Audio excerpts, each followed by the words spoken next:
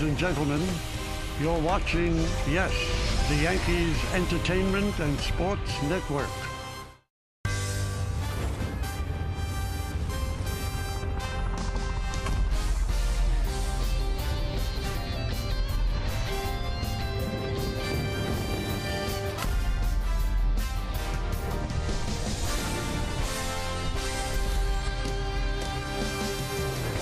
It is the beginning of a beautiful Labor Day weekend here in New York City and at Yankee Stadium. It's Glaber Day. Gleyber Torres bobbleheads, and why not? He has been on fire, leads the team with 33 home runs. And it is time for baseball as the Yes Network presents New York Yankees baseball tonight. It's the Oakland A's against the New York Yankees in the first game of a three-game set from Yankee Stadium in the Bronx, New York. Hi, everybody, and welcome to Yankees Baseball. Along with John Flaherty, I'm Michael Kay. Yankees just finished up a 9-game, 3-city West Coast swing. They were 5-4, but most importantly, Aaron Judge got on a roll. And in TV talk, let's look at an Aaron Judge roll. Aaron Judge had a great road trip, but it all started on the last homestand for Aaron Judge. Was hitting a lot of balls hard, but when he went to Oakland, started getting the ball up in the air. His act continued in L.A., and then the big breaking ball from Clayton Kershaw goes a long way from Aaron Judge to right center field. The whole trip, he hit 6 home runs. Yankees very welcome to seeing him pull the baseball a little bit more. We'll see if he can have a nice homestand as well. So congratulations go out to Aaron Judge on being voted the Montefiore Doing More Player of the Week, and those numbers will tell you why. 14 for 39, that's 359. The 6 homers John talked about, 9 ribbies, a slugging percentage of .897. Let's take a look at tonight's pitching matchup brought to you by People's United Bank. It'll be CC Sabathia going for the Yankees, and for the A's, it's Brett Anderson, who's 10-9 with a 4.08 ERA. Well, big news tonight from the Yes Network. We're so happy to announce that the Yankees have acquired back the network in partnership with Sinclair Broadcasting, Amazon, and Redbird Capital, among others. We'd also like to thank Fox for the wonderful partnership that we've had over the last several years as we look forward to the next chapter in Yes's history. More big news coming up as well. Meredith Marakovitz has it. Luke Voit is back. And Meredith has more. That's all coming up right here on the Yes Network.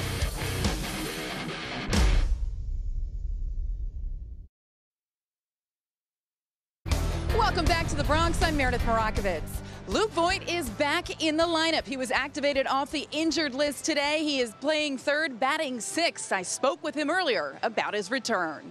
Good thing about this, I got to take my time, and I feel like I fully recovered instead of the first time when I came back a little too fast. So it's a relief that this team is really good too, and they're still kicking butt. So it's good to be back, and I finally feel good again. What will you do to manage it for the rest of the year? I just got to take care of it with the trainers. Maybe I need a couple extra off days. Just depending on how it feels, because it is a weird injury. It's not like a hamstring or an elbow injury. So I just got to take it day by day, and and if I need some extra stuff to get done that day, then I will, and I'll try to take as much stuff home too, and I'll do stuff at home. But this team is a really fun team, and I want to be there in October. It would kill me if I couldn't be a part of that. So I'm going to do whatever it takes, and like I said, if it takes an extra day, then sometimes I'll need those. While the Yankees received good news in getting Luke Voit back, they also lost another player to the injured list. Gio Urshela was placed on the 10-day with an injured left groin. He said in the clubhouse he didn't think it was too serious and expects to be back after those 10 days are up. Plenty more to come here on the Yes Network. When we get back, CC Sabathia gets the ball. Michael Kay with the call. He'll be joined by John Flaherty after the break.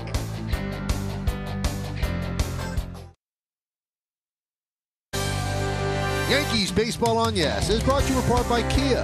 Hurry into Kia's summer clearance event going on now. Learn more at KiaDealers.com. By Papa John's. Get any large pizza with any toppings for just $12. And by the New York Lottery. Get out there and play. They're playing right across the street. And if you go the other way across the street, they're playing in here. We're getting ready to. The Yankees have taken the field. So why don't we take a look at the A's starting lineup, which is brought to you by Lexus. Marcus Semien, the shortstop, will lead off. Batting second, third baseman Matt Chapman. Matt Olson at first base hits third. Mark Canha at center field will clean up. Batting fifth, the right fielder Chad Pinder. Josh Pegley will catch. He'll bat sixth. Batting seventh, playing second base, Jurickson Profar, making his major league debut. Sheldon Noose is the DH. He's going to bat eighth. Batting ninth and playing left field, it's Robbie Grossman. Well, that lineup for the Oakland A's going to get ready to face the veteran left-hander CC Sabathia. It'll be his 20th start of the year, the 5-8 record with a 4.99 ERA. We're going to check out our pitcher scouting report, which is brought to you by your local Honda dealers. Coming off a tough loss, Yankees lost to the Dodgers 2-1. The difference in that game, a 2-run home run from Justin Turner, and that's really been the story of Sabathia's years. This year, 2.4 home runs per 9. That's the highest in the major leagues. And he's chasing down John Smoltz, who is 16th on the all-time list with 3,084 strikeouts. Sabathia is 17th with 3,080.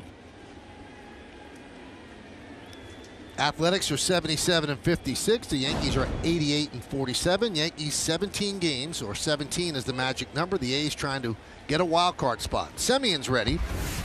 Sabathia is ready. Let's do it here in the Bronx. First pitch is up and away, and we are underway. Jim Reynolds, the home plate umpire. Sean Barber at first. Stu Sherwater at second. Alan Porter is at third.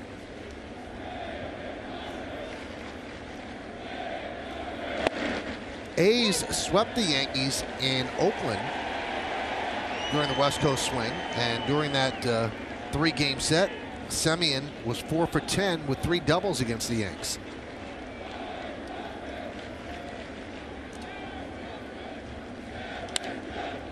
Fly ball right field. Judge, one away.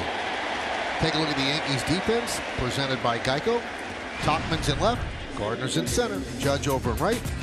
LeMahieu's at third, Gregorius at short, Torres at second, and Luke Voigt's back off the IL. Austin Romine behind the plate. Gary Sanchez at DH today. Karsten Charles Sabathia is on the mound. Well, I mentioned Sabathia in that tough loss against the Dodgers. He only threw 4 innings in that game, but gave up the 2-run home run to Turner. Was the difference?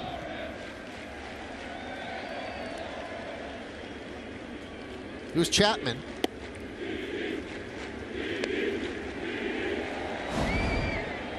Chapman has struggled offensively. He's a great defender. 6 for 32 in his last 10 games. That's 188.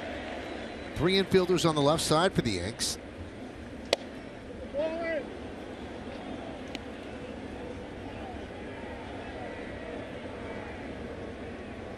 A's have won 10 of their last 14 games.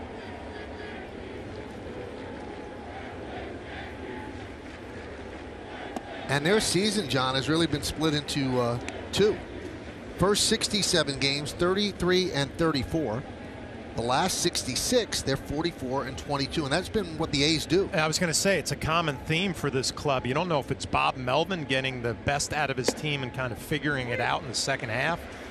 Billy Beane doing his thing, bringing in the right pieces. Whatever it is, they're a dangerous club coming down the stretch.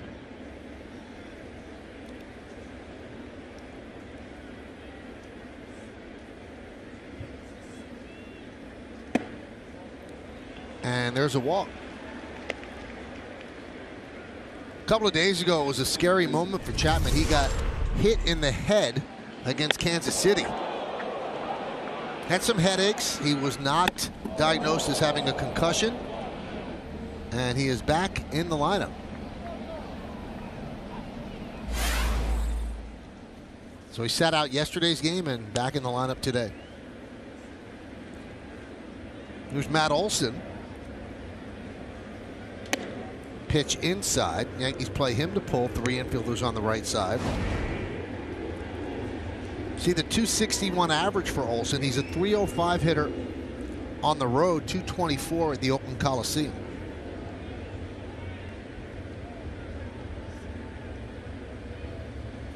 Outfield alignment a little unusual. Brett Gardner's deep in center, but Judge and Tauchman are somewhat shallow on the corners.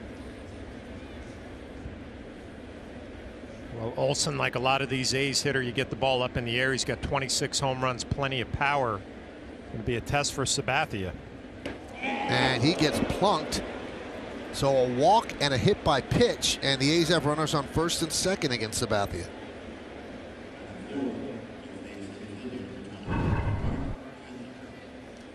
You see Sabathia trying to go inside with the 2-seamer, just gets underneath it and pushes it up and in. Austin Romine going through the signals with a runner at second base now, and not really the start Sabathia wanted. A guy who's been struggling a little bit lately, trying to get back on track.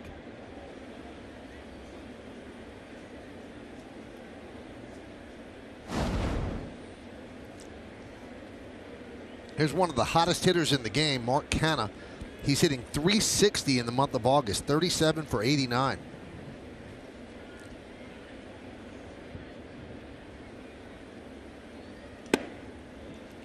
And a strike from Sabathia. Let's squeeze it down to the last 19, hitting the same .360. 6 homers and 15 ribbies. Manager Bob Melvin was talking about his versatility, taking over in center field and doing a nice job defensively as well.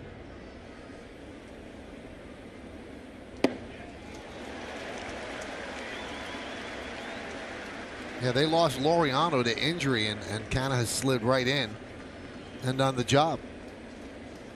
Oh, good changeup right there from Sabathia, and we all know he loves his cut fastball, but that's been getting beat up a lot more this year than in years past. Changeup might be a pitch we might start seeing a little bit more.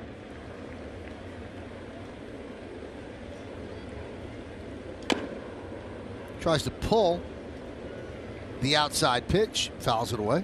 And if nothing else, back-to-back changeups, you get Canha out on his front foot, and you see the percentages with the cutters the last 2 years, and the batting average against is up, the slugging is up. He obviously still has to throw that pitch, but I think doing a better job right now, at least with Canha, and setting it up. A couple of change-ups away. We'll see if he tries to cut one in on his hands.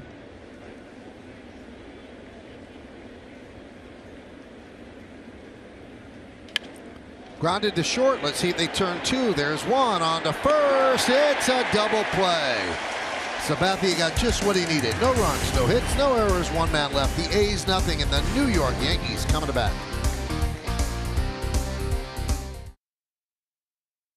Score on the top of the first. Let's take a look now at the Yankees starting lineup, which is brought to you by Lexus. DJ LeMahieu, the third baseman, leads off. Batting second, playing right field, the red-hot Aaron Judge.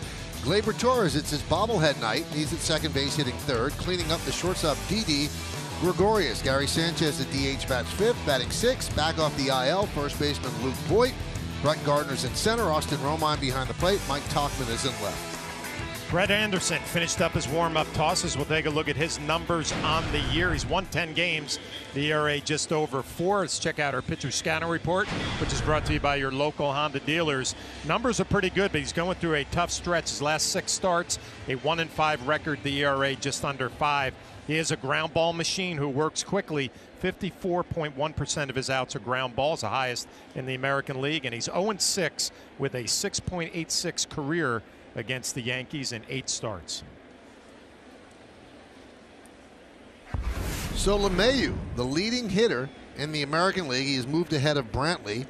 LeMahieu's at .335, Brantley's at .332. And there's a strike. A lot of sinking fastballs from Anderson, throws it about 42% of the time. He has a reputation of working very quickly.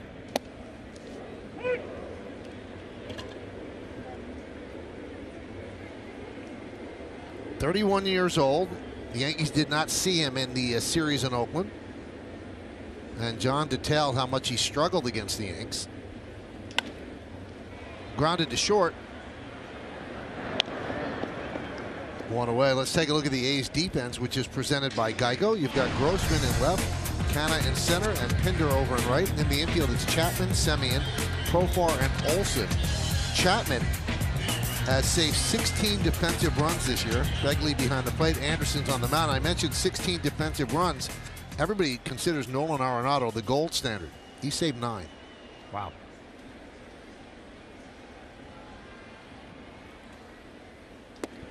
Judge had a monster West Coast swing. 6 home runs, 10 ribbies, 4 runs scored.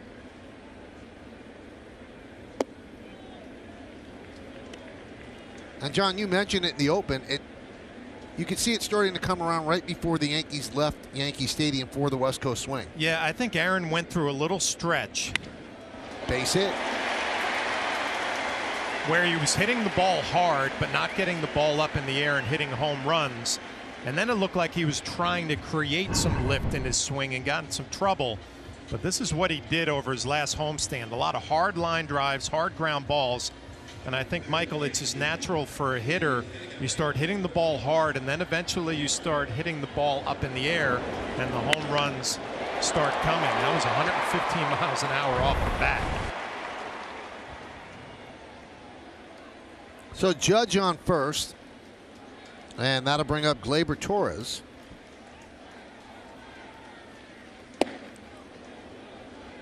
Oh and 1.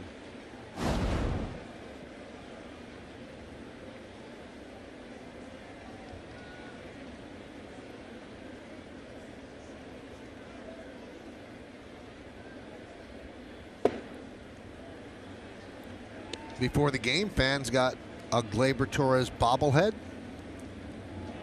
Having some season, 33 homers, 77 ribbies, moved up to number 3 in the order. 33 home runs, leads the Yankees. Drilled foul.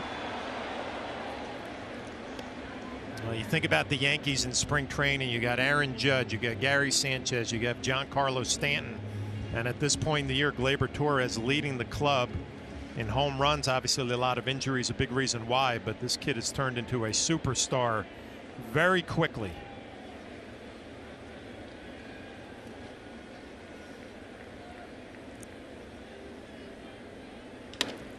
Grounded to short.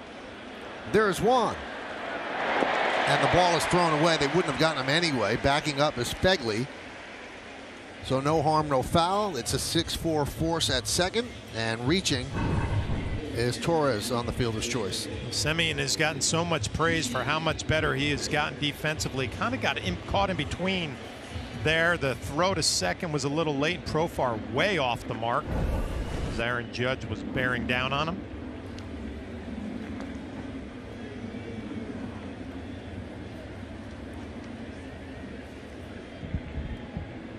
So here is Gregorius. Missed a couple of games on the road trip after getting plunked on the right shoulder. He was supposed to miss the last game of the road trip, but then Gio Urshela left the game, and Gregorius finished that one up against Seattle, and here he is in the lineup, and Gio Urshela goes on the IL for 10 days with a groin injury.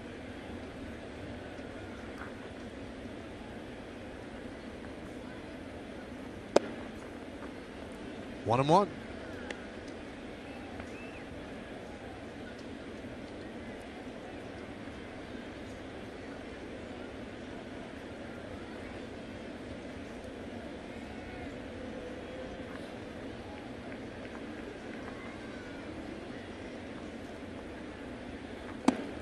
One and two on Gregorius.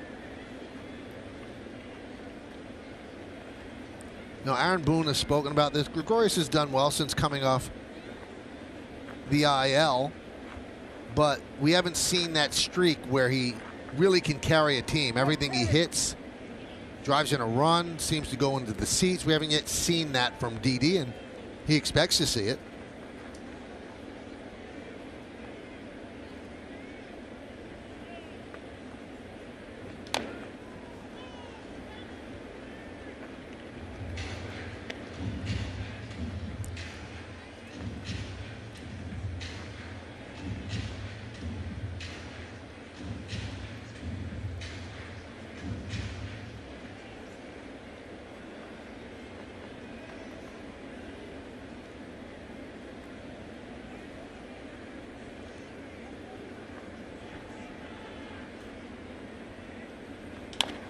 Grounded to first. Olsen's right there. Steps on the bag. That'll do it. No runs a hit, no errors, and one man left on base. We've played one here in New York City.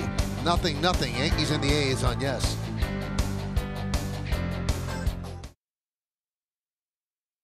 Well, time for today's conversation, brought to you by Toyota. The Toyota Prius is the official hybrid vehicle of the Yankees. Do you think the Yankees 1 through 4 hitters should be the same for every game, or should they change based on matchups? Yankees in 2020 says, I think the top 3 should remain LeMahieu, Judge, Torres through October. The 4th could be a number of different guys depending on who's hot, healthy, or in a favorable matchup. Follow Yes Network and tweet us your responses using hashtag Yankees Prius Prime to keep the conversation going. Well, this lineup changes a lot. Yeah, I think the days of having a set lineup, and I know that question was specifically the first 4, but I think those days are over. Players probably, back in my day, they wanted to know where they were hitting. I think players today just figure it out day by day, and I'll be fine. And they move people around according to if they're hot, because before the West Coast swing, you had Gleyber Torres batting 8th. 7th, and they've moved him up in the lineup. Nice run by Gardner, and he makes the play in front of the Aux scoreboard for the first out. He covers a lot of ground out there. He's done a great job filling in for Hicks. Now, Brett Gardner got a great jump on this, and you're right, covered a ton of ground going to right center as Pinder drives this ball. But I love the communication where Gardner's calling for it. Judge peels off right in front of him. Gives him some space to make a nice run and catch. Well, when you see the shot from behind home plate from where we're sitting, John, he started almost in dead center field and made the catch by the Pepsi sign near the auxiliary scoreboard. That's a lot of real estate. Fegley takes low. Look, there are so many things to like about that play. How much ground he covered, the jump that he got, but the communication and a veteran outfielder taking charge in center field, and Judge realizing he's going to peel off in front and give Brett Gardner some space. That is just textbook all the way around.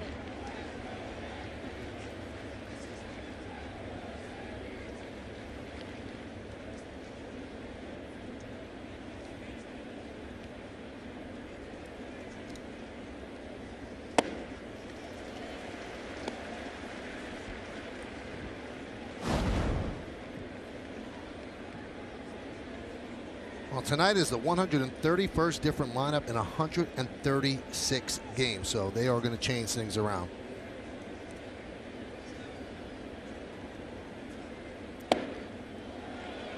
Now, we mentioned this at the start, John, and I just, you know, we get more people viewing it as the game goes on. We want to acknowledge that yesterday, the Yankees, along with their great partners, Sinclair Broadcasting, Amazon, Blackstone Tactical, Redbird Capital, and Mubadala Capital, reacquired the Yes Network from the Walt Disney Company.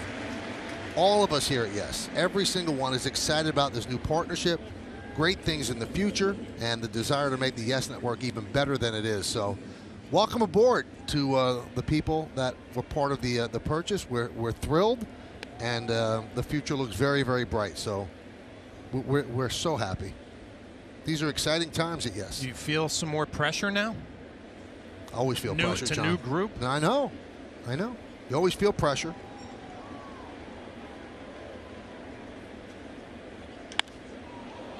Deep to left field. If that's fair, it's gone. That ball is gone. A home run. Jurickson Profar with a home run, a solo shot, and it's 1-0 A's.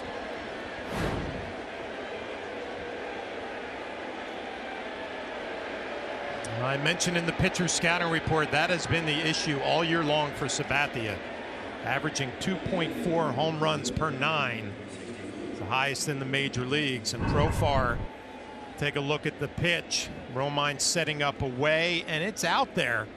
Profar just goes out and gets around it and was able to keep it fair. Usually you go out and around a ball like that, you're going to hook it foul. And here's the major league debut of Sheldon Noisy. Great name, and he's had some year in the minor leagues.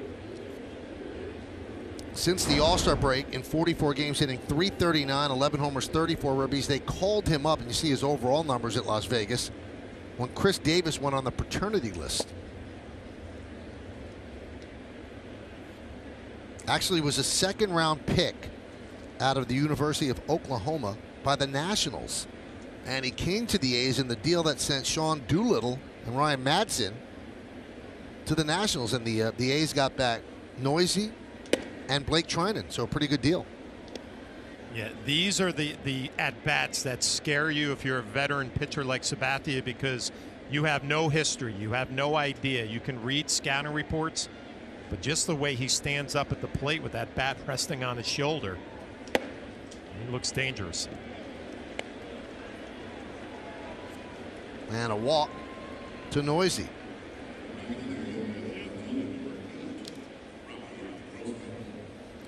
So the home run off the bat of Profar is not unusual. That's been a problem for Sabathia this year. 2.40 home runs allowed per 9 innings, and that's the highest of any pitcher in Major League Baseball with a minimum of 90 innings pitched. So the Major League average for a pitcher is 1.41 home runs per 9 innings.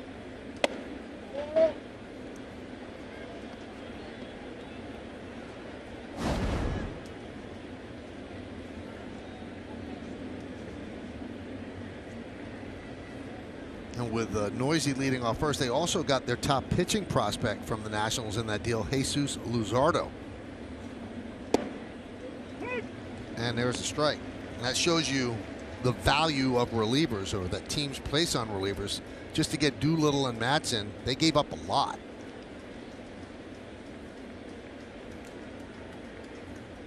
And they missed those guys. The bullpen for the Oakland A's, not one of their strengths. Right up the middle, fielded by Torres, steps on the bag. They retire Grossman. They get the force on Noisy, but the A's get the lead on the Profar home run. It's 1-0 Oakland.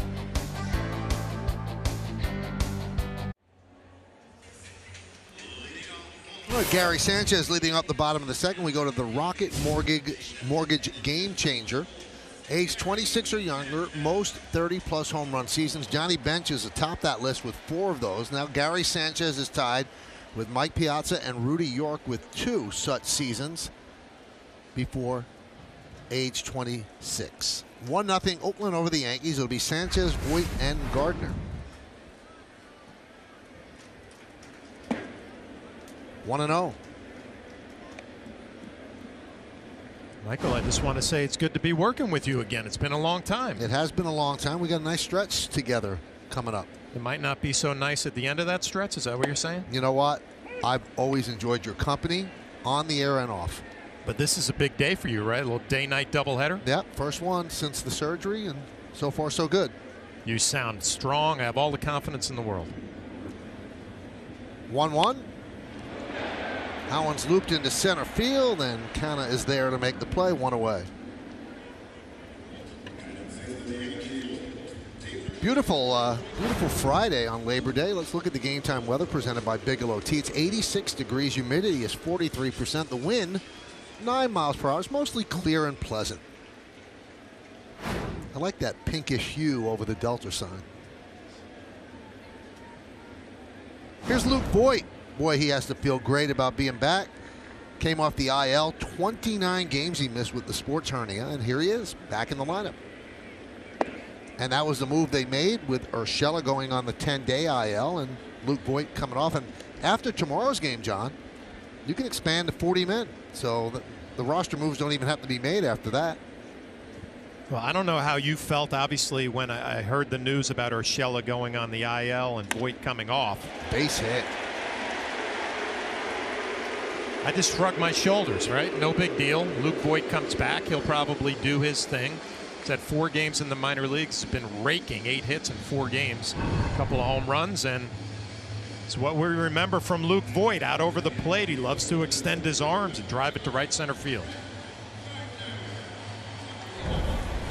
Gio Urshela will be a spectator for a while, but he's not overly concerned with any long-term IL stint, right, Meredith Marakovitz? Well, he did have an MRI, and it just showed a little bit of inflammation, so the Yankees wanted to be cautious with it, putting him on the IL, but Aaron Boone said he's already penciling that Sunday in Boston. They think when the 10 days are up, he is going to be good to come back. Can they turn 2? No. Gardner beats it out.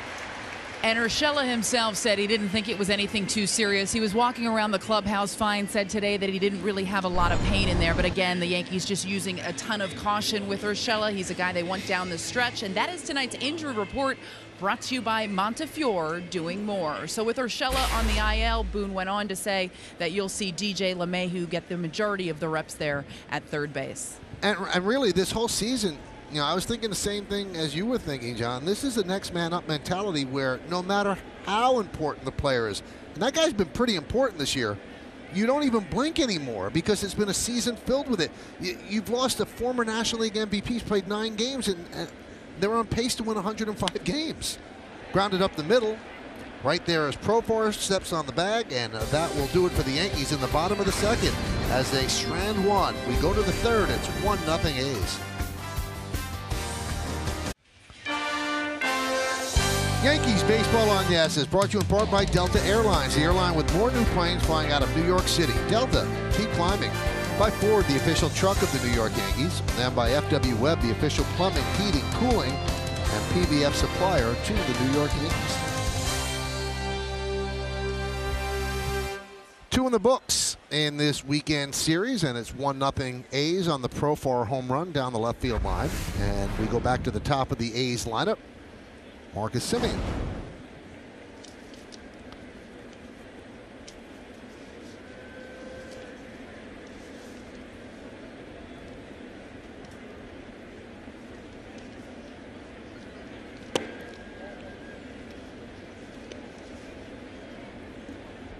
The Oakland A's aren't a team that we get to see very often, and obviously playing on the West Coast, but all of a sudden you see Semien with 24 home runs, 72 RBIs.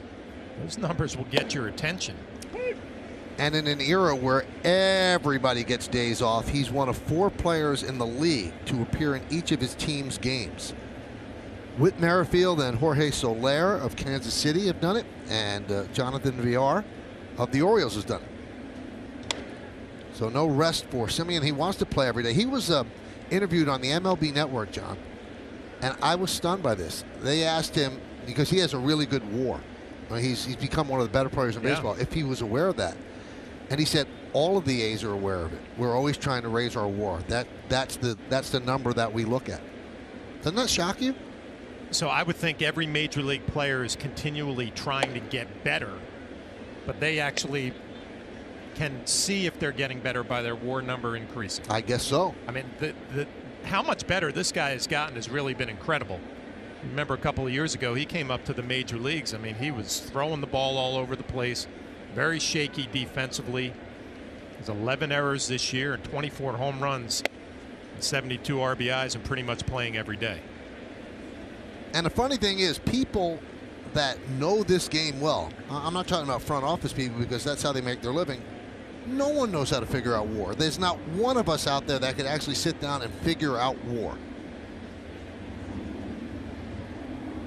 But I guess the A's players have been told this is what affects WAR. This is how you get better. And obviously defense plays into it. Yes. He's had a really good year defensively. And there are things that you could do that your WAR does jump up. Semien has talked about his offensive numbers getting better. He's gone to a lighter bat, which has made a huge difference for him. Swing and a miss. Down on strikes, 1 away.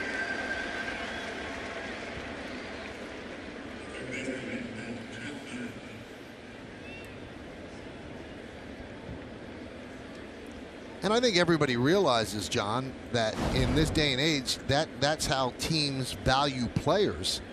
And according to, which way you're going to lean, each WAR point is worth $7 to $10 million. So WAR is pretty important. There's Matt Chapman, 1-0.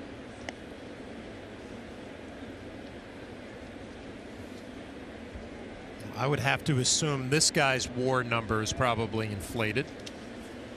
Probably because of his defense more than anything, but he's in a slump right now, but he's a good offensive player too. Well, 30 home runs, 74 RBIs to this point.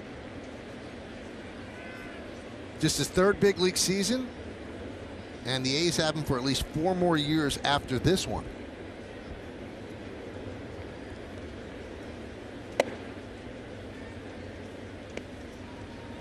former first-round draft pick in 2014 out of Cal State Fullerton. Made his first All-Star team this year. Last year he won a Gold Glove and the Platinum Glove, which goes to the league's best defender at any position.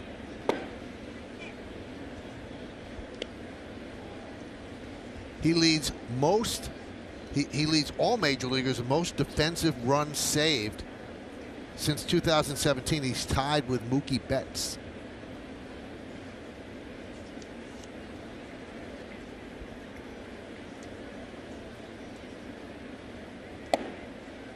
And for those that are not part of the sabermetric revolution, WAR is wins above replacement. And the best way I could explain it on a broadcast is an average player would have a 0 WAR. So if you have a great WAR, that's if you were replaced by an average player for your position. Right, for your position.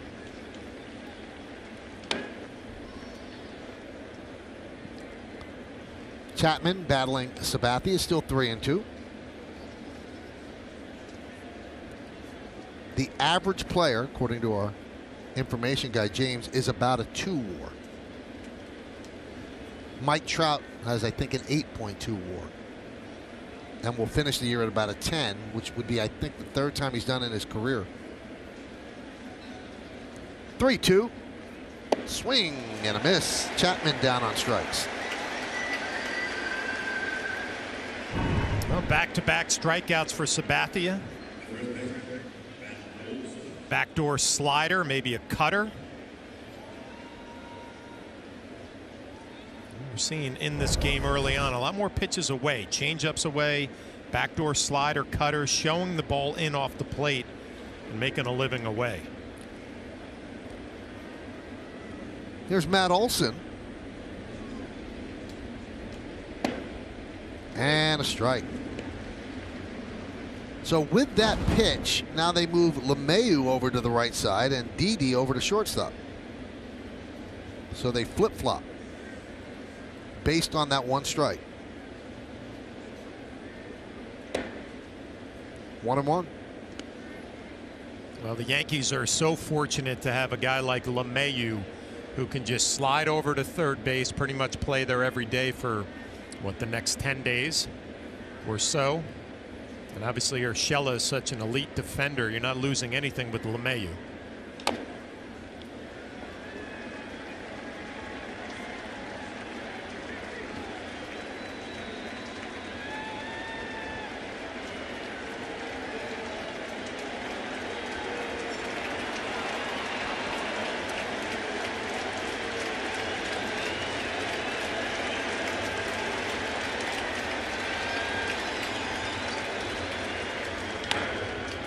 Grounded, second base, gobbled up by Torres, and Sabathia works a 1-2-3 third inning. 2.5 in the books. It's 1-0 Oakland here on Yes. And this Labor Day weekend at Yankee Stadium, help the Yankees celebrate the Hall of Fame career of Mike Mussina on Sunday, September 1st. There'll be a special pregame ceremony honoring Moose, and the first 18,000 guests in attendance will receive a Mike Mussina t-shirt courtesy of Goldenberg's Peanut Chews. For tickets, log on to Yankees.com or visit the Yankee Stadium ticket window. That's going to be a nice t-shirt for you to pick up. Your good buddy. Absolutely, yep. Can't wait. Pitch to Tauchman is low, 1-0. They honored Mariano Rivera, who went in on the same class as Mussina. Luis Cessa getting ready.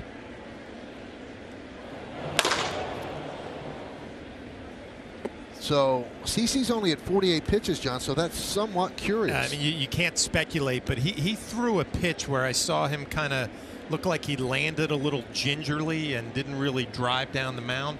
Last inning made me think maybe something was going on. 2-1.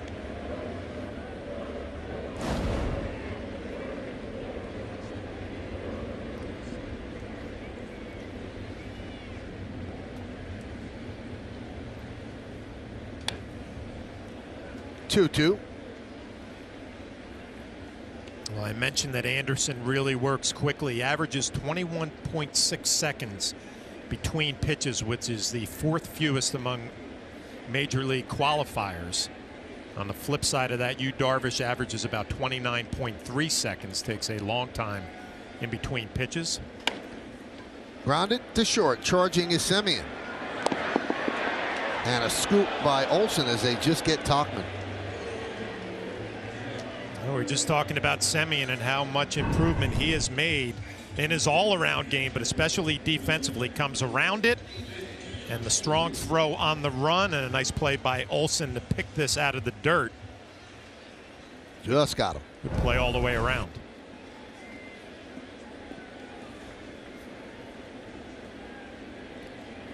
Back to the top of the order, and DJ LeMahieu.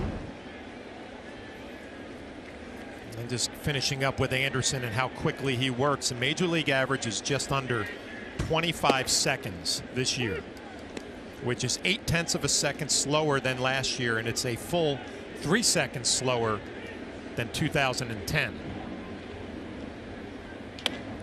Grounded in the hole, and a base hit for LeMahieu. 3 seconds doesn't sound like a lot. If you compute that over 300 pitches during a game, it's about 15 minutes. So there goes your 3-hour game to 2:45 as LeMahieu just continues to do his thing.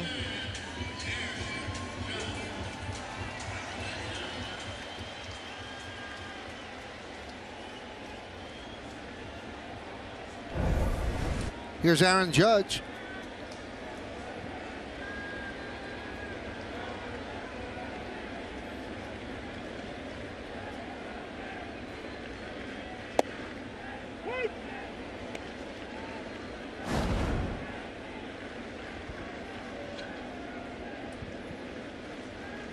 Judge singled to left in the first inning.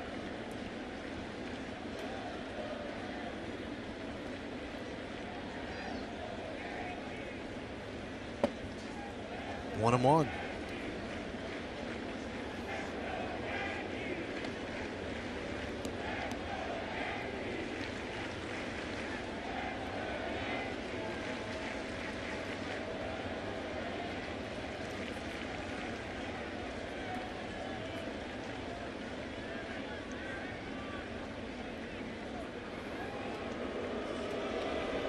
Whatever adjustments Aaron Judge has made, obviously having a huge West Coast trip with the 6 home runs.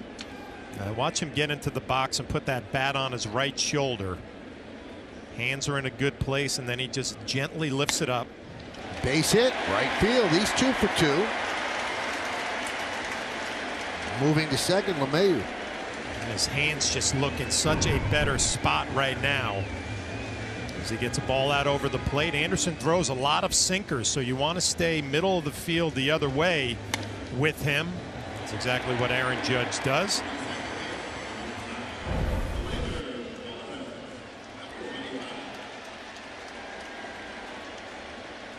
And that brings up Gleyber Torres, who grounded to short in the first inning.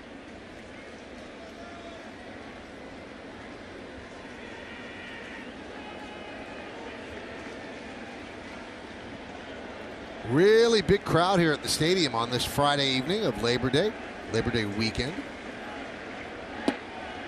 There's a strike.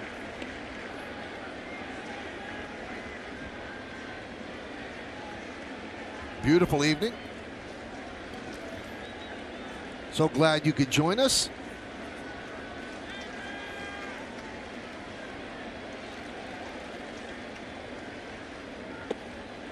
Makes him skip rope there and checks his swing. Count 1-1. With runners in scoring position this season, Torres hitting .351.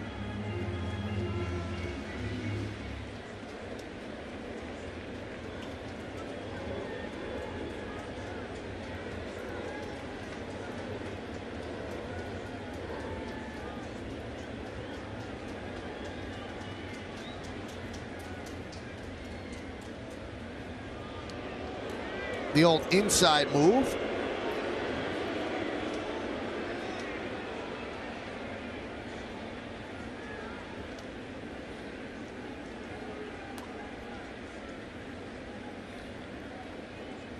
LeMahieu off second, Judge off first. Yankees down 1-0. Missed outside, 2-1. The 33 home runs are tied for third most by a middle infielder in Yankee history. Soriano leads with 39.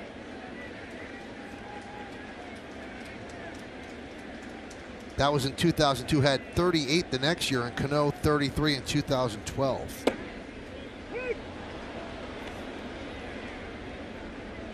Two and two. Now the 13 home runs in August, second most by a Yankee age 22 or younger in a single month. Right behind Joe DiMaggio is 15 in 1937, July.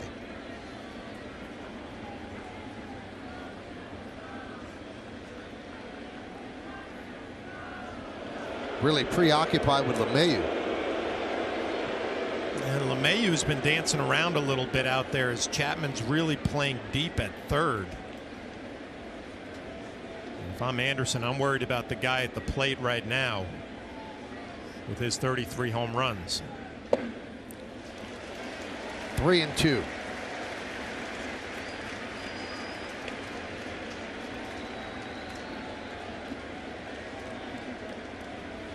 Anderson's uniform top is already soaked with perspiration.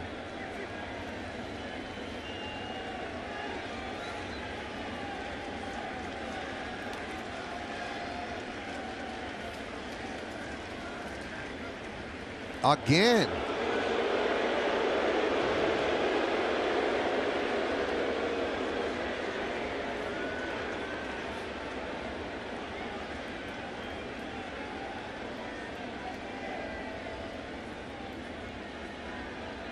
Runner goes.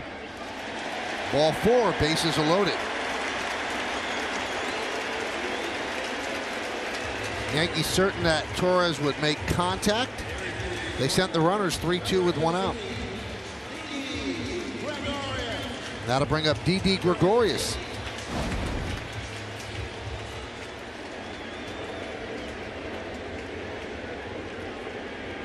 In his career with the bases loaded, Didi a .338 hitter. He has 5 grand slams, 75 ribbies.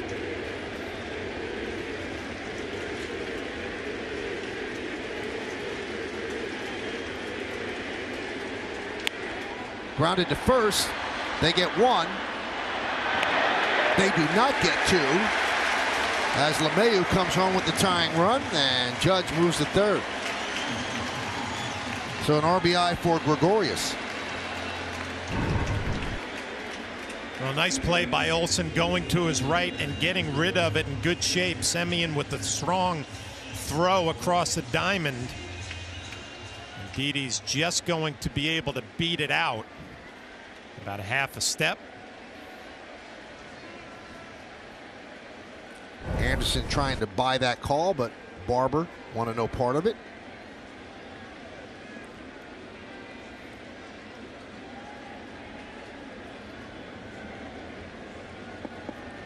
So Gregorius picks up his 45th ribby, and here's Gary Sanchez. Runners on the corners, one out.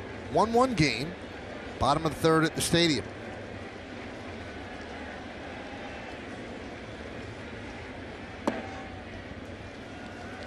One and 0.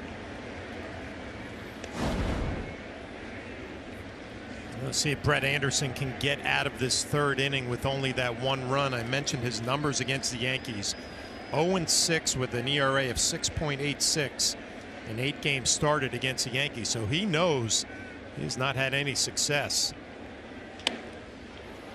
1-1.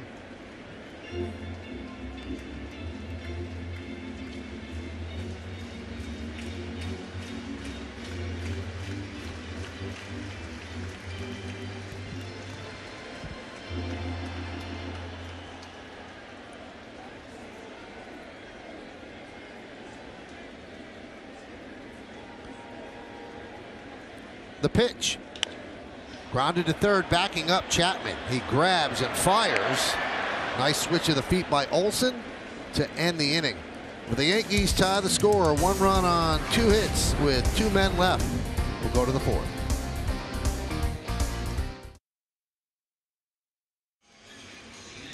So after just 3 innings, CC Sabathia's night is over as Aaron Boone makes the BioFreeze fast-acting pain relief pitching change. What do you see here, John? Well, you can just tell when Sabathia finishes there, the lower half just doesn't look right. And obviously, you're always concerned about that right knee as he flexes it there as he's walking back out onto the mound. Don't want to speculate, but with all the knee problems he has had, didn't look real comfortable as Sessa takes over. You know, we know that CC over the last couple of years has been pitching in a lot of pain, but when he said that on a scale of 1 to 10, with 10 being the worst pain, that he's always dealing with an 8. Wow. So for him to come out of a game, that number must have jumped up just a bit, and we hope everything's okay. Again, not speculating, but his pitch count was nowhere near, and he wasn't ineffective, that you would take him out of the game. So it has to be something. Audi scoreboard, 4th inning, it's 1-1. So Luis Sessa takes over.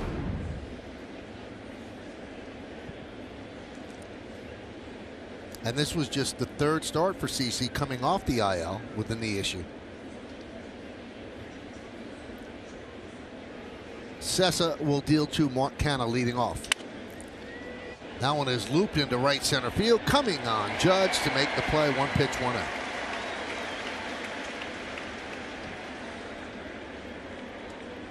Stevie Donahue, the trainer, breaking it down for Larry Rothschild and Aaron Boone. I cannot imagine, when you were talking about the knee pain being an 8 out of 10 that he deals with. I mean, performing at this level when you're healthy is hard enough. And to be able to deal with your land leg, not feeling that stability and all of that pain, it's amazing he's able to still go out there. And as you said, John, it's his landing leg. Every single pitch, in essence, he's feeling excruciating pain, even when he's feeling okay. Pinder fouls it off, 0-2.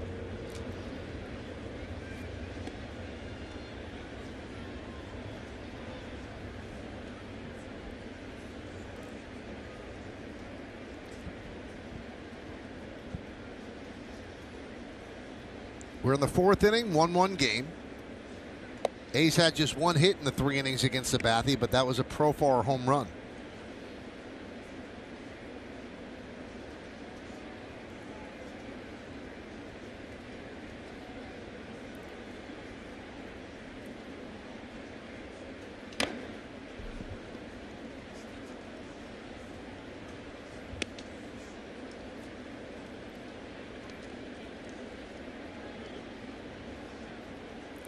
Since 2014, CC's had 6 trips to the IL because of that situation with the knee.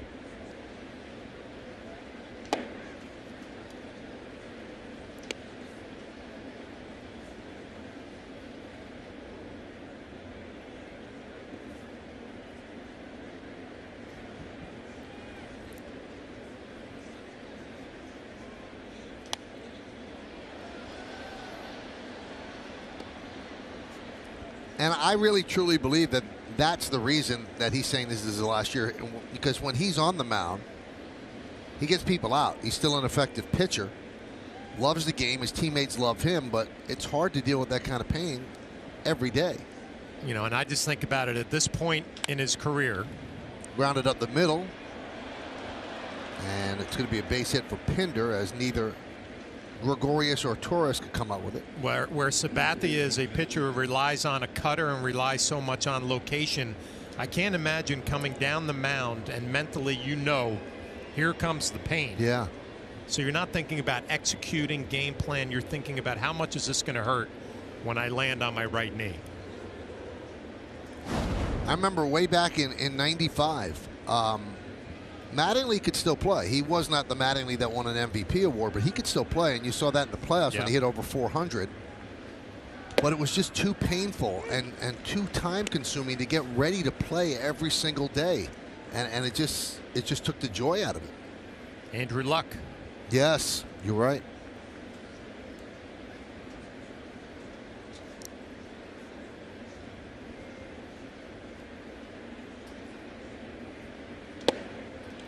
Fagley, count 0-2. Well, Luis Cessa becomes an important arm in this game, not only to keep it right here, but also give the Yankees a little bit of length. Try to save their bullpen a little bit, as you have, what, 5 in a row, 6 in a row here. Now in his last 15 games, Cessa sporting a 2.68 ERA and opponents hitting just .211 against him.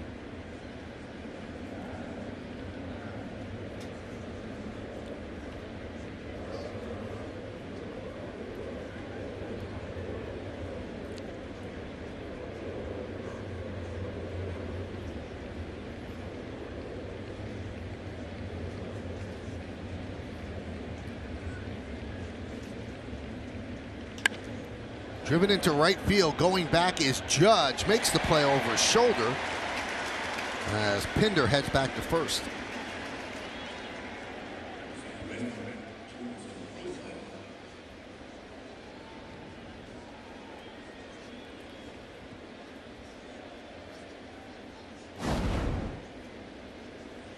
So here's the A's offense essentially tonight. Jurickson and Profar.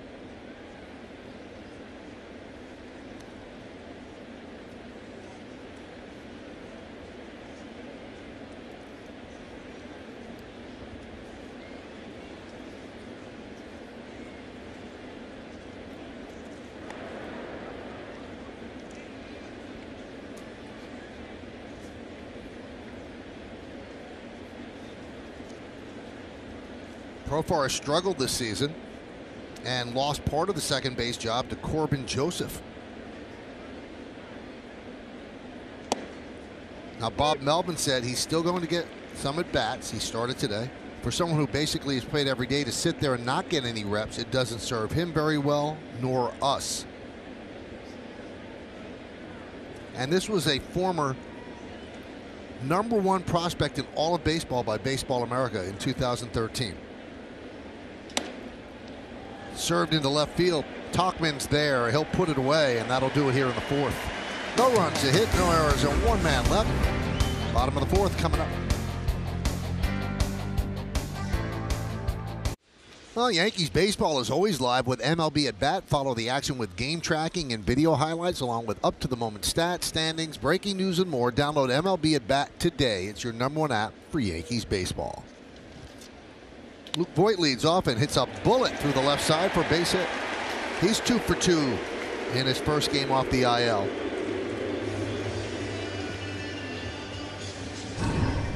Well, when you miss so much time like Luke Voit has, and then you go down to the minor leagues, you get 8 hits in 4 games. Just want to come back to the big leagues feeling it. Obviously 2 for 2, 2 hard hit baseballs.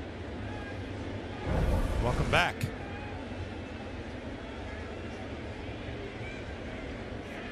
Audi scoreboard 1-1.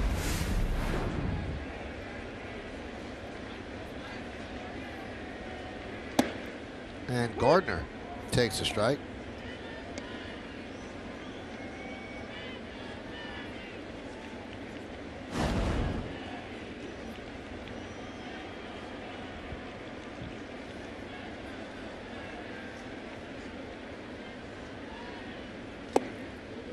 One and one.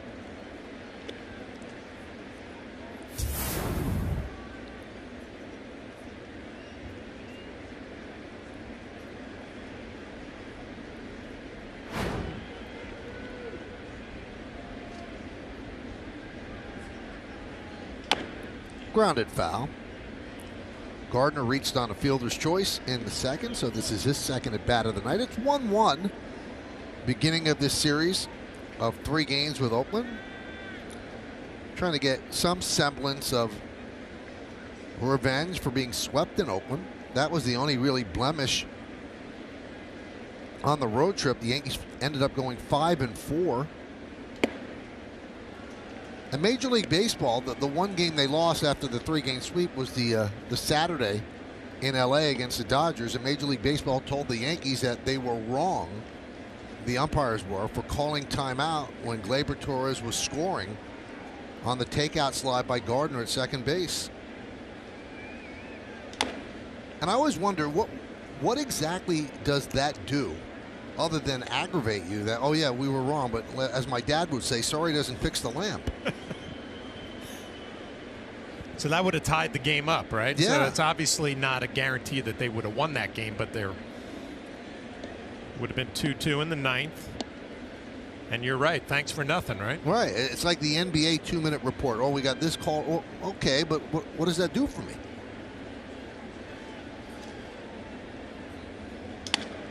Line drive up, base hit to right center field. Boyd's going to stop at second as Pinder gets it in. So the Yankees with successive singles to open up the fourth inning have runners on first and second, nobody out. And nice job by Brett Gardner and a nice adjustment as Anderson's been running that two-seamer in on his hands. Got jammed a little bit, but was able to muscle it just over the second baseman's head for another base hit.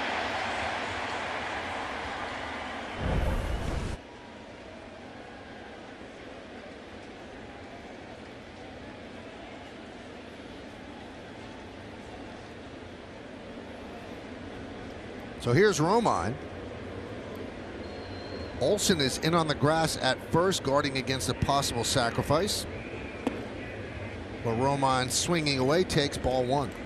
Let's see if Austin Romine sets his sights a little bit higher this at bat. Anderson with all those two-seam fastballs, he's begging to get a ground ball, and we talked about it, has the highest in the American League in getting ground balls, and with Austin Romine up at the plate, I'm sure that's the game plan. If you're hitting, elevate. There's a ground ball to short. There's one. On to first. It's a double play. And Gardner took out Profar cleanly, and Profar still was able to get the ball to first base for the double play. Well, this is how Anderson makes a living, getting ground balls. Semien comes in, gets it to Profar, and you're right, a hard slide but legal. And that big stretch by Olsen, the difference in this play.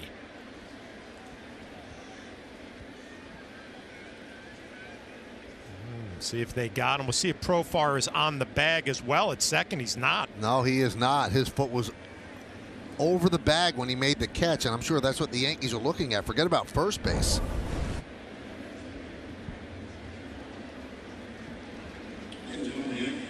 And they are going to appeal the play at second. That's why the second base umpire is coming over. It's not the play at first, it's the play at second. Might be safe there as well. Look at that stretch by Olsen, but here is the play as Profar is off the bag as he tries to turn that double play. Here's the replay that will show you his foot is in the air when the ball goes into the glove. See, never touched the bag. Now let's see at first base.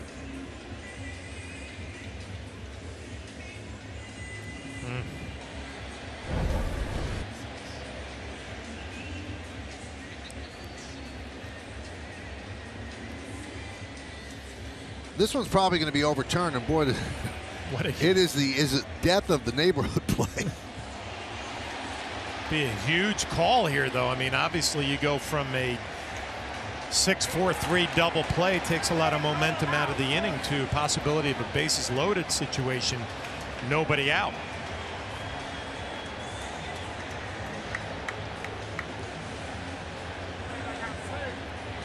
Now, can you challenge both of them? I think they'll look at the entire play. Right now, the Yankees are challenging this. That's why the second base umpire is the one who came over to put on the headset. And then I'm sure that they could overturn the one at first as well.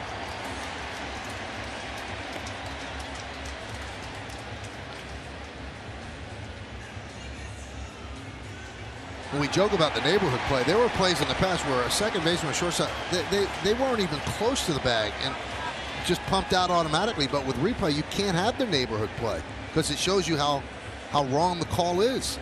This time it's just his foot was up in the air when the ball reached his glove. I think a lot of that had to do with Gardner bearing down. He didn't want that foot planted. Yeah, I was just thinking, Brett Gardner has kind of perfected the legal aggressive slide into second base, right? Yep, that's what he did in LA. Yep. And it knocked Muncy down. So he is safe at both. So the bases are loaded Nobody out. They overturn both calls, and here comes Bob Melvin.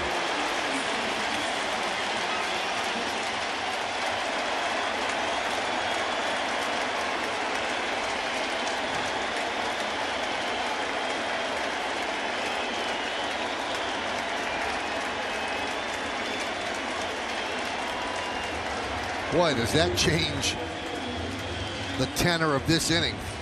Runner at third, 2 outs. Now it's bases loaded, nobody out. Well, and the mentality of a starting pitcher who's not ever won a game against the New York Yankees, has terrible numbers coming in, and that play, the way it just ended up, I just feel like Anderson's in a lot of trouble. There's Tauchman.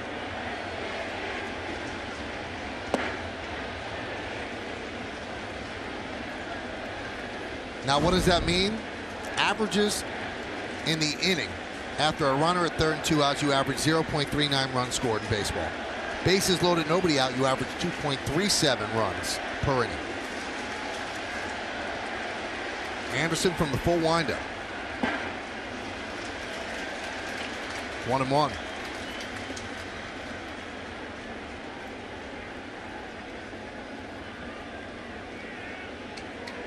Well, Tauchman gets a start tonight. Cameron Maben on the bench, but Tauchman has been wearing out left-handed pitching. Batting average over 370, so a chance to break this one open here in the fourth. This could be two. There's one. And there's two as a run scores. Voit crosses, and the Yankees take a 2-1 lead on the double play ground ball. You give Anderson a lot of credit for making pitch after pitch. Another double play ground ball, 4-6-3. And if you're Brett Anderson in the Oakland A's, you'll easily trade those 2 outs for a run.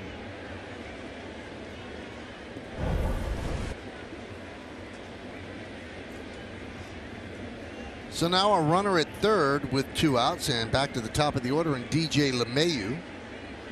He is 1 for 2 with a run scored.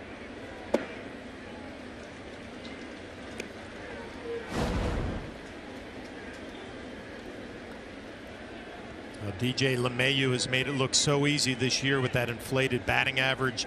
Great numbers with runners in scoring position.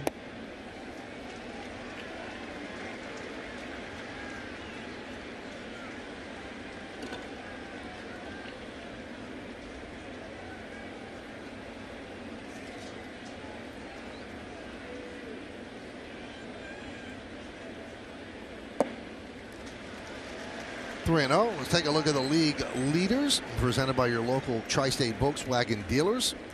He's first in batting average, third in hits, 8th in ribbies, 8th in runs, and first in multi-hit games with 54. He'd like to make that 55 with a knock right here to drive in Gardner from third.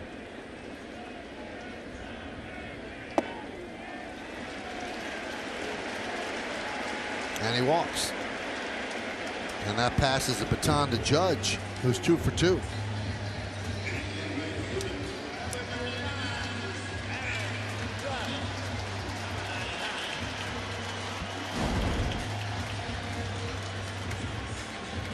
We hit the ball on the screws in the first inning, a single left, then stroked it softly to right field in the third, so a couple of singles.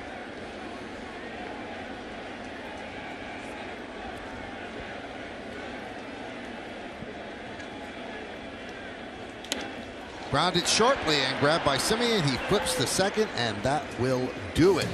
But the Yankees get a run on 2 hits, and they leave 2. It's 2-1 Yanks. Thank you, Bob. Best records in the majors. That's what's really on the line for the final month of the season. Yankees just a smidge ahead of the Dodgers, and the Astros right there as well. And that ensures home field advantage right through the World Series. Here's Noisy. He made his major league debut and walked in the second inning.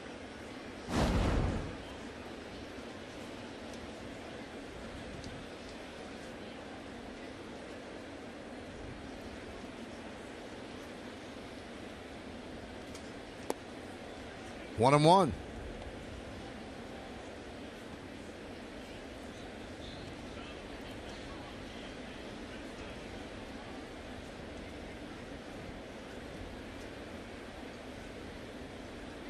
And the pitch. Line sharply. Oh, what a play by Torres. One away.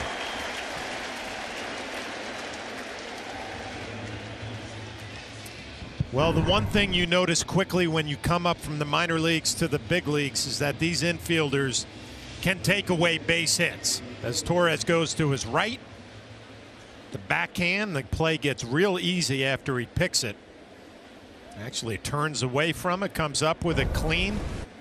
105 miles an hour off the bat, and Torres robs another base hit.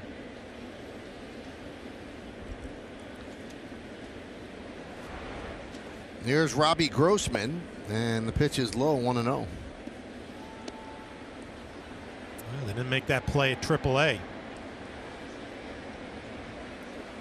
Welcome to the big leagues moment.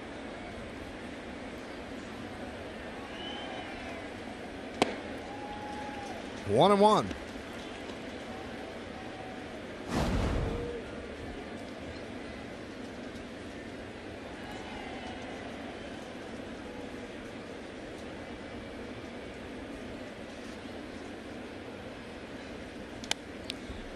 One, two. Sessa came on to start the fourth inning. CC Sabathia taken out after 3 and giving up just 1 hit and 1 run. And we are awaiting word officially why that move was made. So Sessa now in his second inning of work.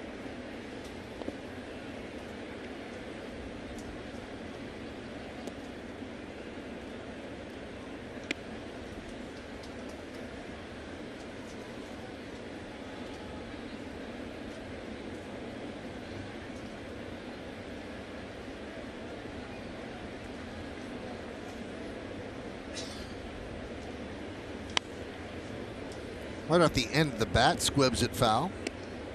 Well, the Oakland A's readily admit that these 3 games will be a good test for them. You mentioned they swept the Yankees last week. And you worked that series, but I was told everything went the right way for the A's. They played flawless baseball for 3 days, picked up a sweep. It'll be a good test for them here this weekend. And the Yankees look very sluggish in that series. That's the wild card standings right now, as the A's have moved ahead of the Rays, and the Red Sox, the world champions, are not going away, just 5.5 games off the pace. Tapped left side, charging is Gregorius. Not in time as Grossman picks up a hit. Yeah, I think Didi's disappointed that he didn't come in and completely charge this play and then throw on the run. He kind of breaks it down, doesn't field it 100% cleanly, and throw off the mark a little bit. But I think Didi, if he had to do it all over again, would completely charge it and throw on the run.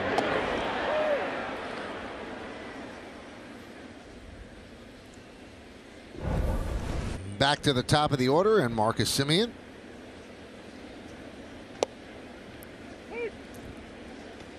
Oh, and 1. Semien is 0 for 2 with a fly ball right and a strikeout. Both of those at bats were against Sabathia.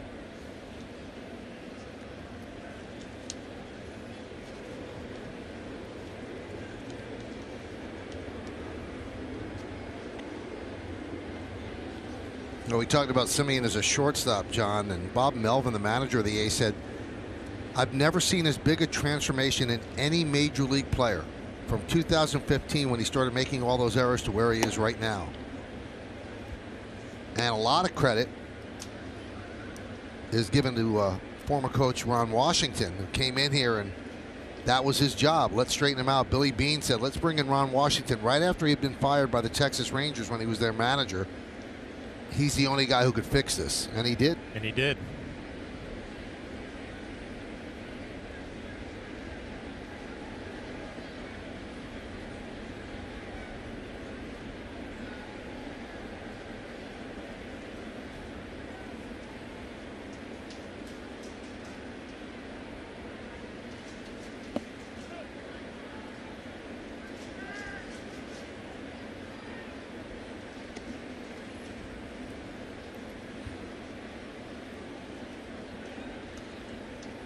Well, the A's do not run a lot on the bases, but Grossman does have 8 stolen bases and thrown out 4 times.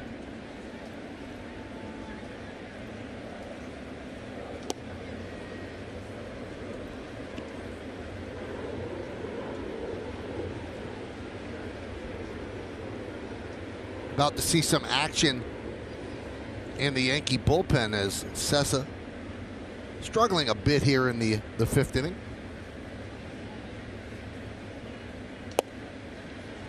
Drops a strike on the outside corner, 3-2.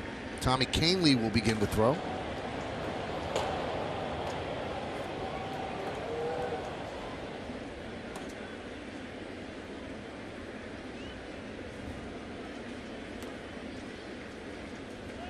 Runner goes. Fouled away as Semien swings out from under his helmet. And we talked about the improvement on defense. Let's take a look at the horror show that was 2015. Yeah, and I just remember the throwing problems. It was like he had a mental issue picking the ball cleanly, but the throws were erratic.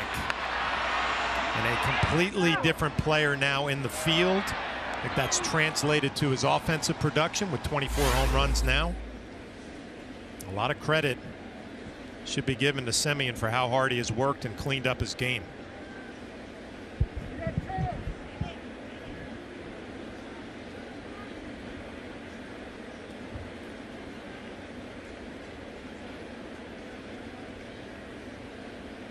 Runner goes. Check swing, foul ball. They'll do it again.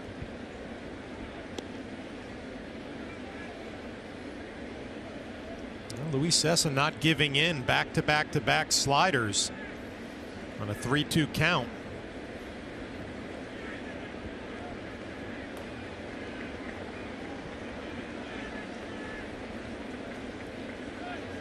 Runner goes again. Fly ball lofted to center field. Gardner. 2 away. Grossman heads back to first.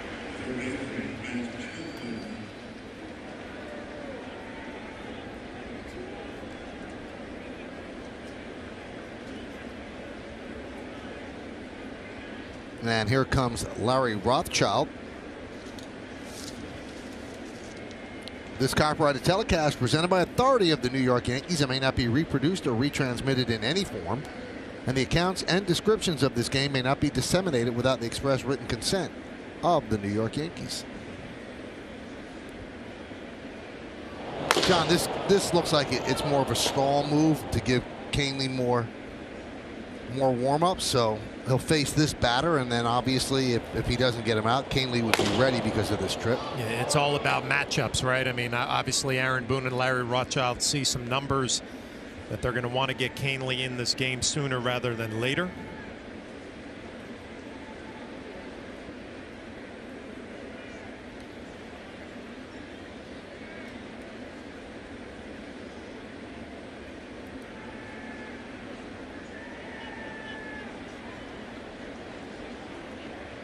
So Chapman walked in the first against Sabathia, then struck out in the third.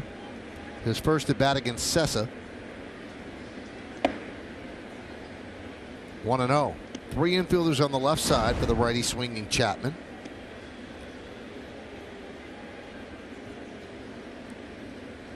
His last 26 games, Chapman 21 for 99.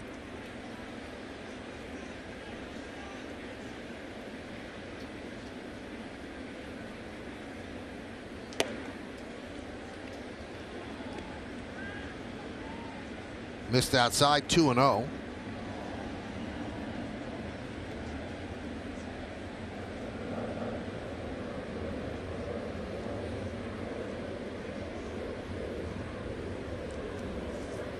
Swing and a miss. Does not give in with the fastball on 2-0. 2-1.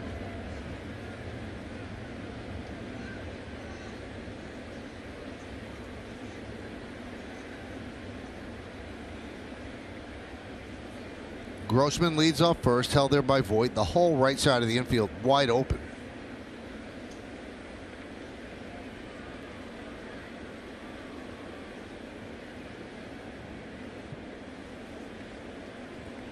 Yankees lead 2-1, 2 runs on 6 hits. The A's 1 run on 3 hits.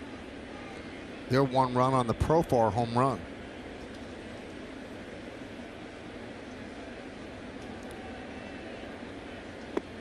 Two and 2.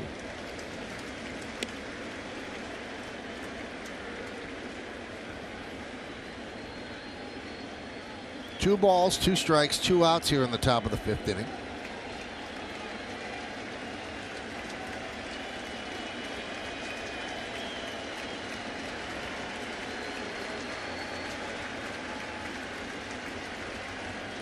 Runner goes, swing and a miss. Chapman down on strikes. No runs a hit, no errors, 1 man left on base. The end of 4 1/2, halfway through, it's 2-1 Yanks.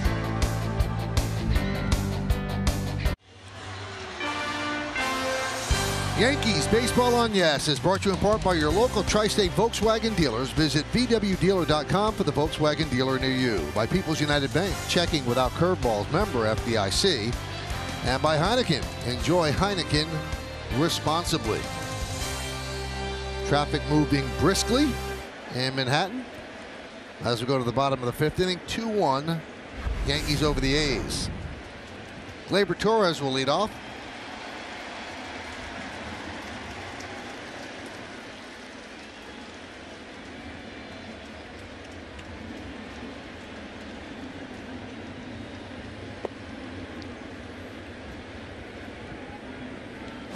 One and 0. Torres is 0 for 1 with a walk.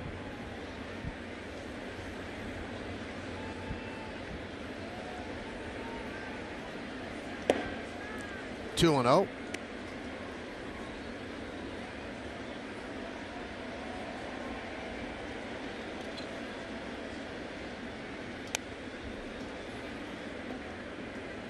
Two one.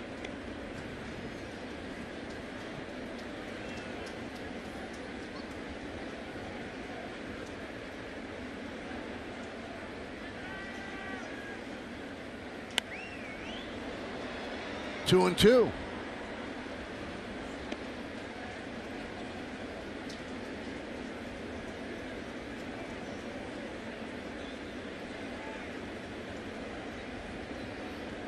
Torres, Gregorius, and Sanchez against Anderson here in the 5th.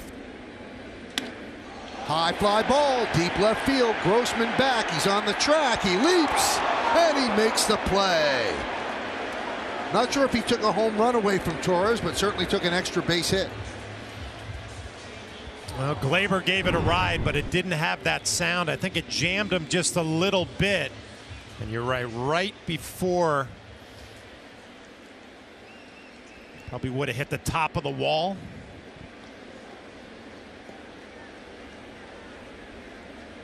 A nice play by Grossman.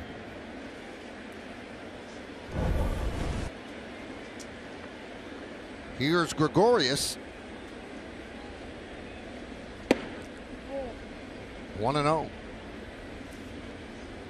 Yeah, that's one of those swings that you don't get that good click and it doesn't feel right off your bat, and you're hoping for maybe a little bit of help, a little breeze.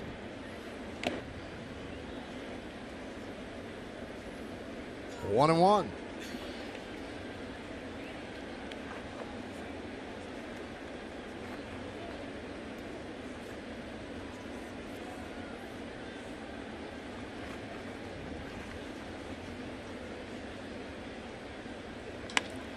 High fly ball, fairly deep center, backing up Canna, and he'll make the play for the 2nd out.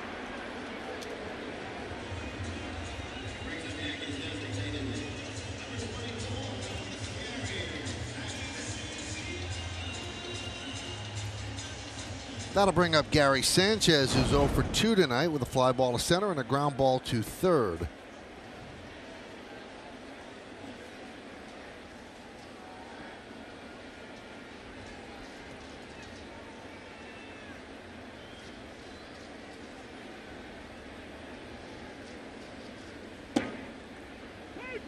There's a strike. Well, Jim Reynolds, a home plate umpire, looks like he's a pitcher's umpire tonight, giving some balls down, maybe off the plate a little bit. Sanchez didn't look real pleased with that call.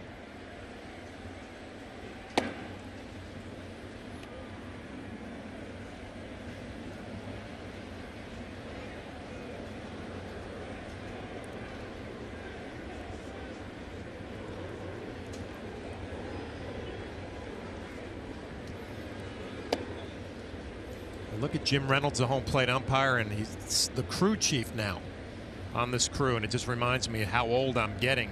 I was still catching when he worked his first game behind home plate.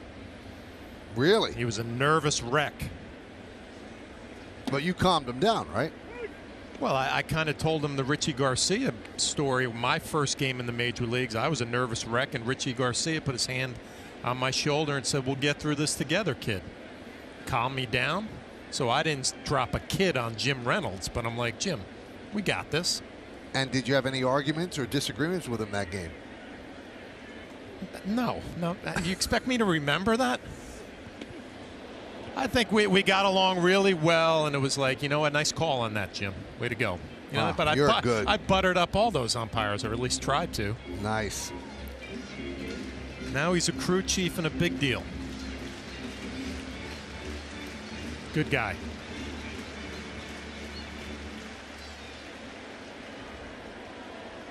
Did you mind if an umpire touched your bat? Not at all. Really? It would drive me nuts. And they would ask a lot of times, hey, let me know if this bothers you. So how did you work with Al Leiter all those years then? I didn't like it. I liked working with him. All in your stuff? He was, he had no idea about personal space. Great guy, but he was, every time he talked, he'd touch your arm. I don't like being touched. Yeah, that's why we're really far apart from each other. Yes, and you're not a toucher anyway.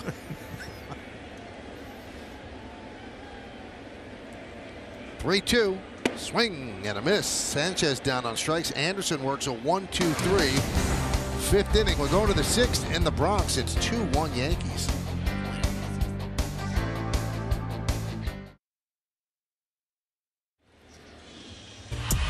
Well, fans, please subscribe to Yes's Yankees Download and get exclusive digital Yankees content each week, including the latest Buzz in the Bronx episode. Sign up today at yesnetwork.com/subscribe.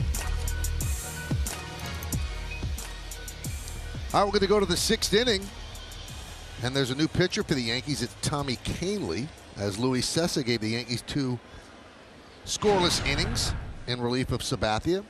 Kahnle's numbers just jump off the screen at you. He's had such a good year. He's been so consistent.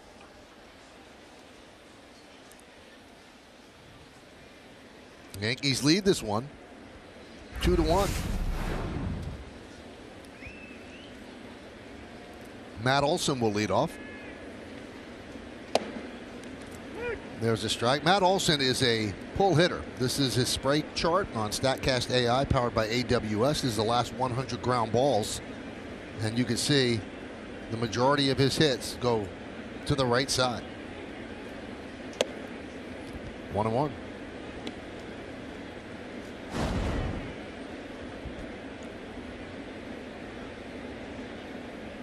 It'll be 3, 4, and 5 in the A's order against Kahnle. There's a base hit to left field. So after we tell you he pulls everything, he goes the other way. And it was that power changeup from Kahnle at 91 miles an hour, and you see the rotation out over the plate and down. It's a really good piece of hitting from Olson going the other way.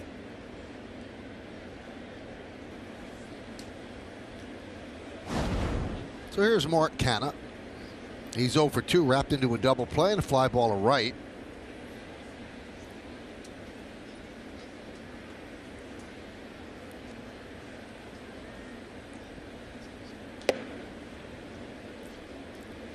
Pitch away, 1-0.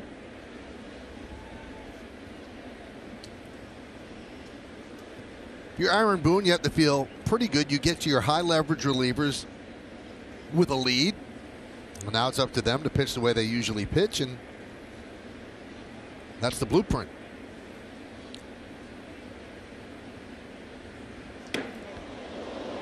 As Canha gets plunked, that'll put runners on first and second and nobody out. Well, you could hear that up here. Well, he has that guard on his elbow, and it gets him directly in that protective guard, but obviously still feeling some pain.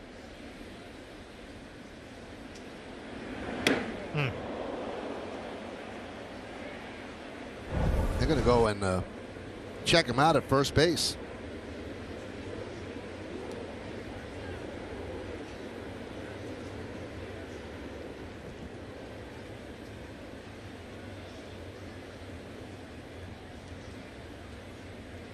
Does that seem unusual to you, John, that it hit him straight on the guard and he's still in a bit of discomfort? Obviously, where it got him, you know, you could see his hand almost went numb.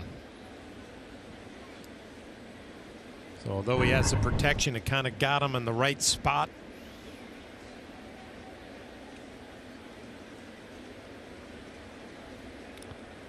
He's going to stay in the game.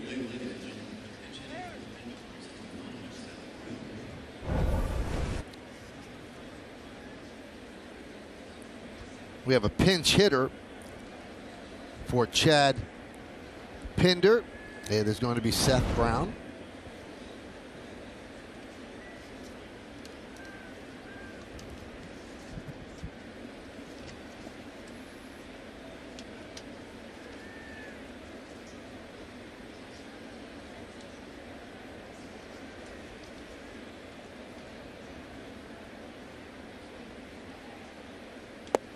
Made his major league debut on Monday in Kansas City.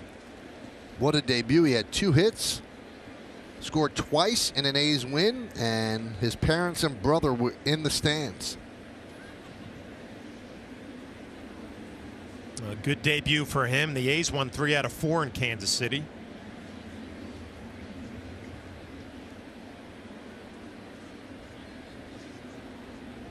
And the story gets even nicer as we take a look at his first hit.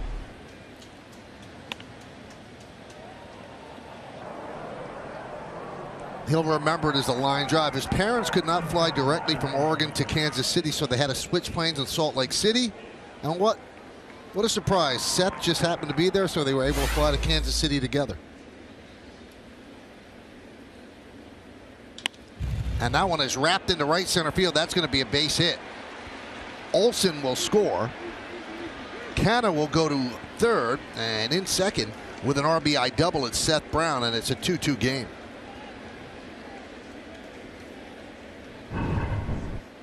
Well, we'll take a look again at the pitch. It's down, and Brown just swipes it into right center field. And aggressive coming around first base, challenging Brett Gardner. He's in there with a hustle double.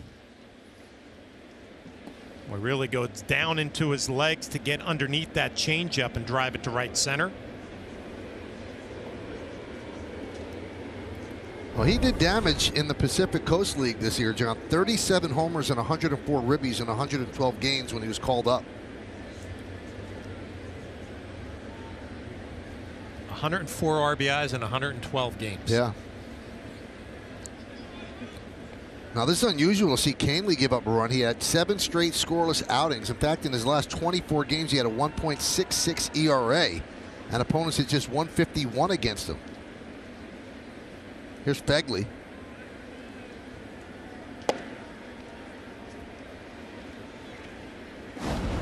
One 1-0. Yankees play the infield back with runners on second and third. The only guy in is Voit.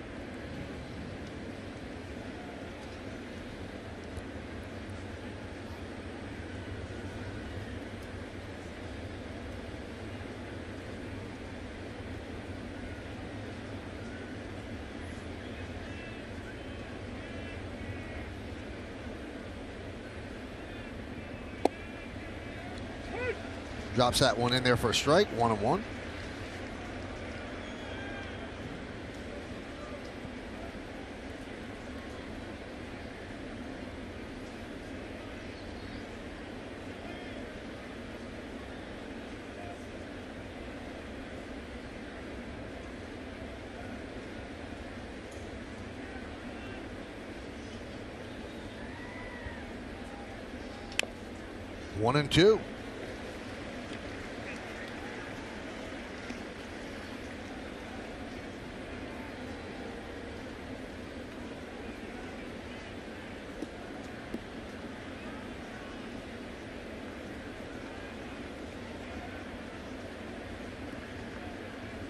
Well, Canely in a position to pick up a strikeout here, first out in the 6th inning.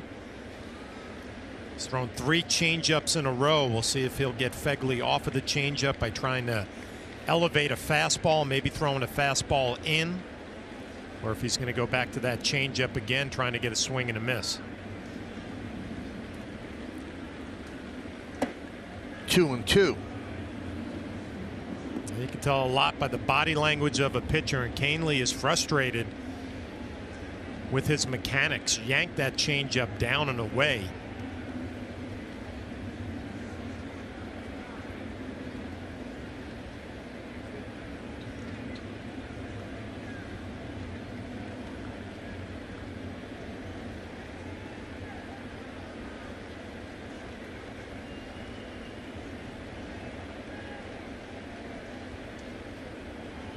Swing and a miss. Big strikeout for Canely.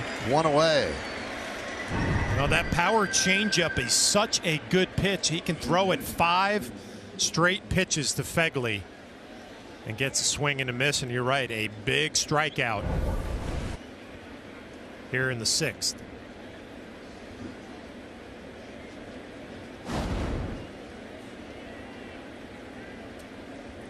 So here's Profar. He's 1 for 2. Solo home run and a fly ball to left.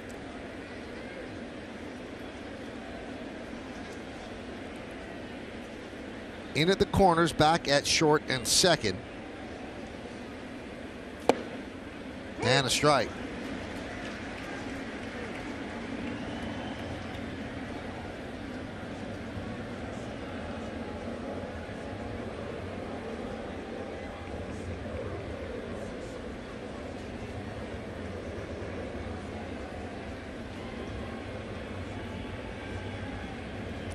Canna at third. Brown's at second.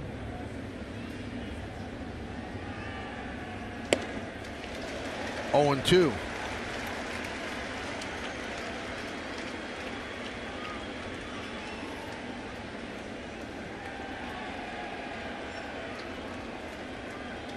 Canely trying to keep it tied here in the 6th inning. Brown's double brought home Olsen to tie it.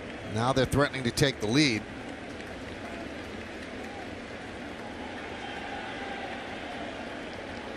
And the 0-2. Got a piece to stay alive. Yeah, it's frustrating as a catcher, Austin Romine, tonight when you get that foul tip on 2 strikes and you just can't hold on. Again, Canely going exclusively with that changeup. The foul ball just off the glove of Austin Romine.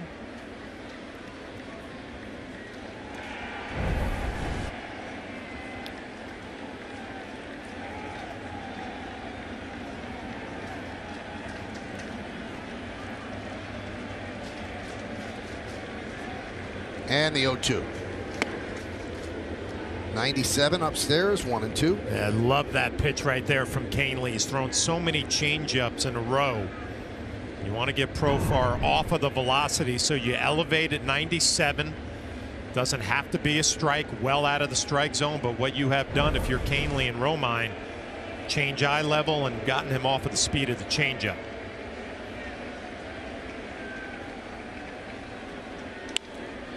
Ripped down the right field line. That is going to be a base hit up against the wall. 2 runs will score. And Profar at second with a 2-run double, and it's 4-2 A's.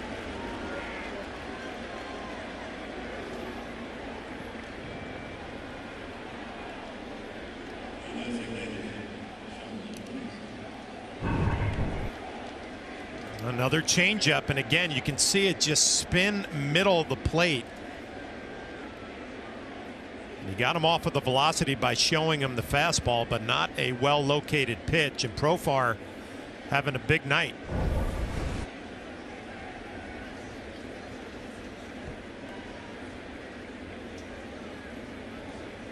And here's Noisy.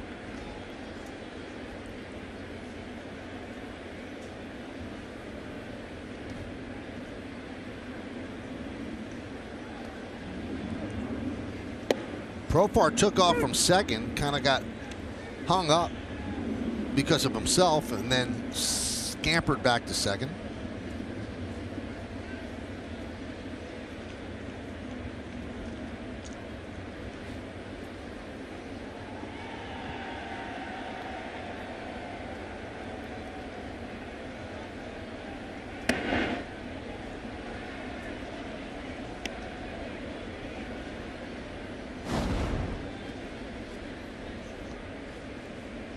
First big league game for Sheldon Noisy as Corey Guerin getting ready in the bullpen.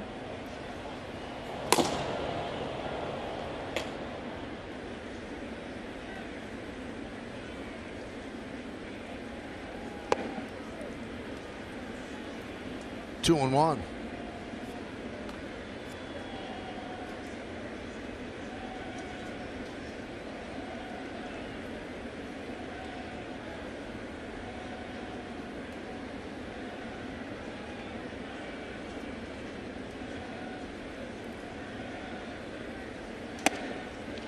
There's a strike, 2-2.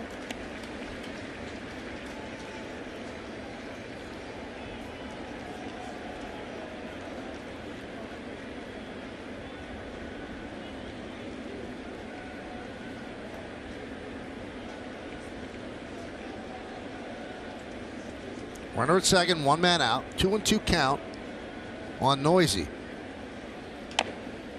Chopped slowly back to the mound. Canely will field. He'll get the out at first. Moving to third is Profar.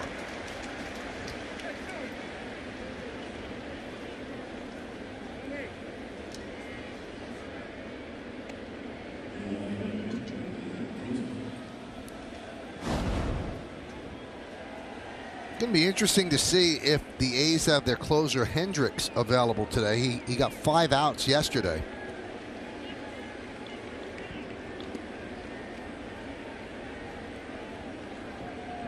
Last year's closer, Blake Trinan, is not the closer any longer. He has struggled quite a bit. We'll see how the A's try to navigate the final 4 innings. Grossman lofts a high fly ball to right center. Drifting over is Gardner. He's there to make the play, and that'll do it. But the A's take the lead. 3 runs on 3 hits. A big 2-run double by Profar, and they lead 4-2. Time for the Fios fast play of the game, and it involves Luke Voit coming off the IL, John. Well, Luke Voit had a quality rehab assignment in the minor leagues, and he's gotten right back to the major leagues. Keep doing his thing. Base hit to right field, and he'll pull one. Just to the left side of second base. Luke Voit 2 for 2. And just like that, he's leading off. You think that Bill Bolin stumbled into that? Nothing's by accident. He's our producer, by the way. 0-1 on Voit.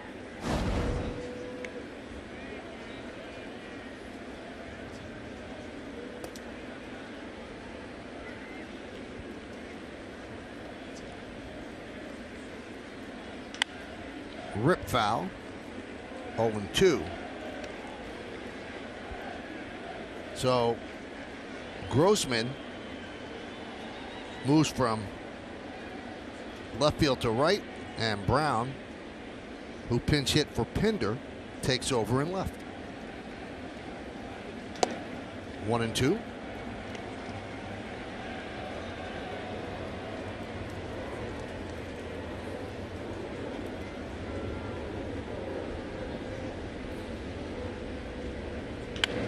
Grounded sharply to Chapman. John, there have been 2 hard hit balls to third that took less than optimum hops, and he just stays with it. His hands are so soft. I mean, that was not an easy play he just made. He makes it look easy, but you think back to the Gary Sanchez ground ball that kind of ate him up. Again, Luke Voit hits this ball right on the nose, 2 hopper. It's to his left a little bit, comes up with a clean. He's got your typical third baseman's throwing arm right over the top. Good 4-seam carry right on the money. Here's Brett Anderson, who is really pitching against type as he deals a strike to Gardner. Guy's never beaten the Yankees. Has one of the highest ERA with that many outings against them, 6.86, and he has a 4-2 lead in the bottom of the 6th inning. This is not what you expect when Brett Anderson's on the mound against the team. Yusmeiro Petit getting ready in the A's bullpen. There's a strike. You know what? Starting pitchers will usually talk after a game about how they made big pitches when they needed to, and I think of that with Anderson tonight. especially in that 4th inning, bases loaded, nobody out, was able to get a double play on Tauchman, trading a run for 2 outs when you felt like he might be in big trouble.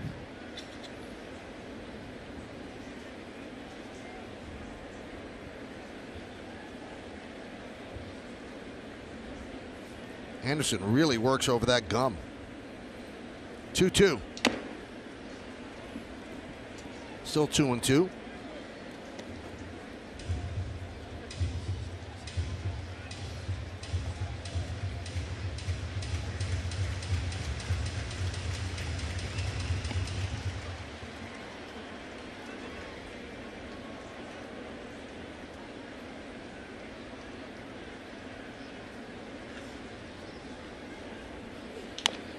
Ground ball to first. Olsen flips to Anderson.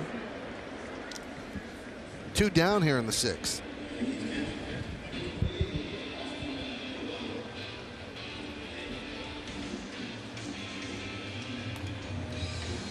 And that brings up Austin Romine.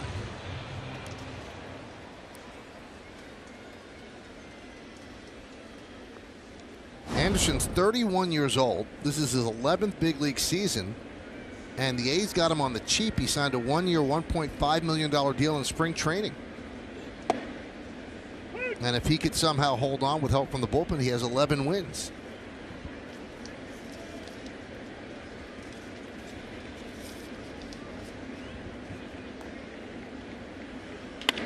Ground ball to short.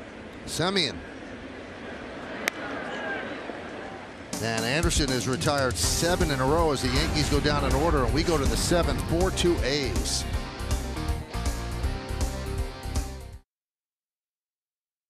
Now it's time for T-Mobile's connection to the game, everybody. Nicholas Castellanos, since joining the Cubs, he's hitting .357, 11 homers and 20 ribbies in 27 games. Max Muncy, mentioned him earlier, that takeout slide by Gardner in game 2 of that 3-game set, will not play until next week. He was hit by the pitch on his right wrist. And then there's Aristides Aquino.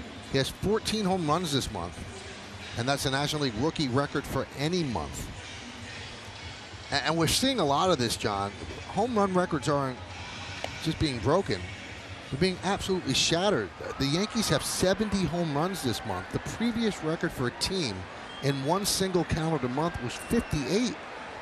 So they have tonight, the rest of tonight and tomorrow to even add on to that. So that's not breaking a record, that's destroying it. Cadillac scoreboard 4-2, the A's over the Yankees.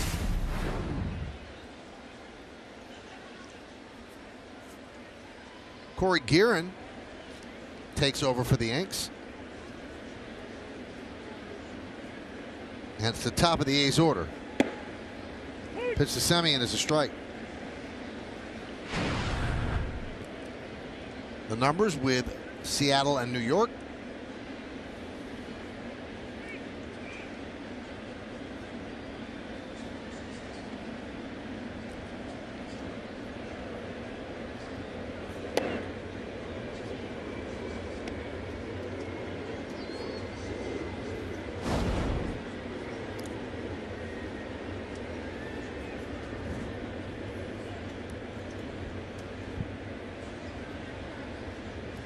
Semien's 0 for 3 tonight.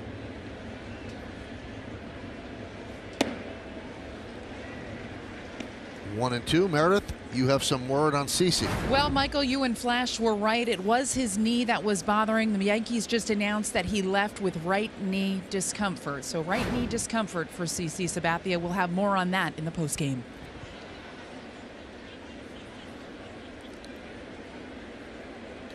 Well, that's somewhat disheartening when you consider it's just his 3rd start off the IL for that same problem. So that knee had to really be barking for him to come out. He's entering the last month of regular season baseball in his career, so he doesn't have to come out of games. So he must be in a lot of pain. And obviously, we don't know what's going to happen, but there's another month of the regular season, and then you're going to throw the postseason on top of it, and this is going to be a recurring problem. What is CeCe's role on this team going to be? and make it to the postseason.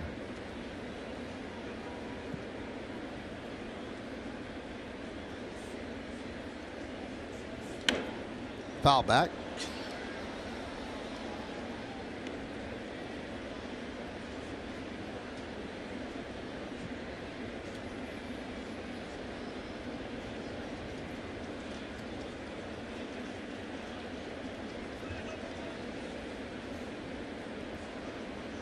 Yankees have 3 infielders on the left side for Semien.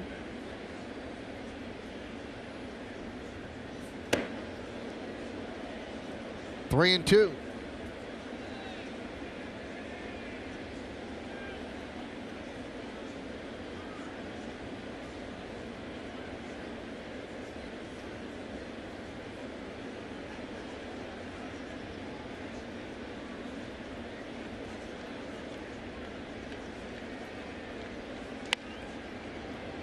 Fly ball right field coming on Judge, and he makes the play on the run for the first out. Now a quick word from Spectrum. Spectrum Internet. No data caps, no contracts. Just faster speeds with better performance. One down here in the 7th inning. That'll bring up Chapman.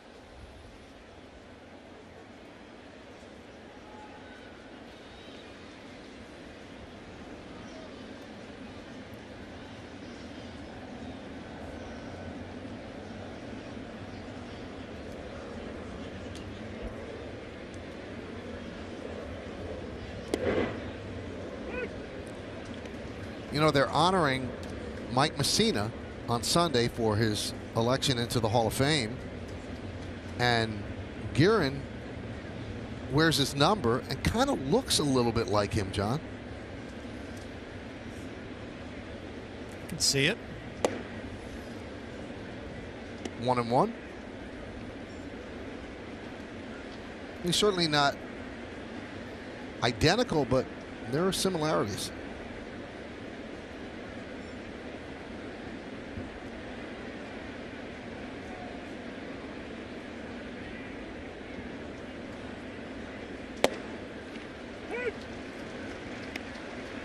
One and 2 on Chapman. Chapman is a no contact night. He's 0 for 2. 2 strikeouts and a walk.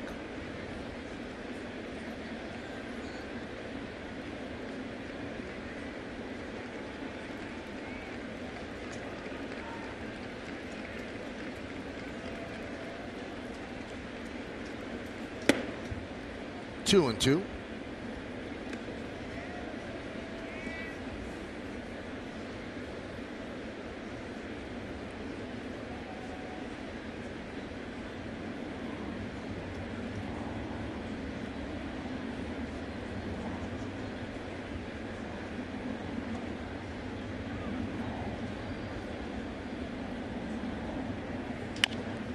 Chop toward third, under the glove of LeMahieu. Gregorius is there, fires to first, but not in time as Chapman will reach.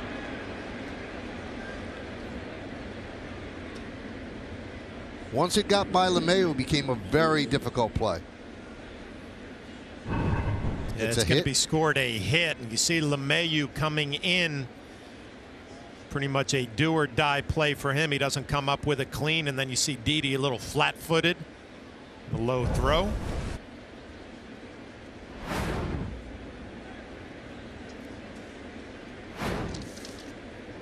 That brings up Matt Olson.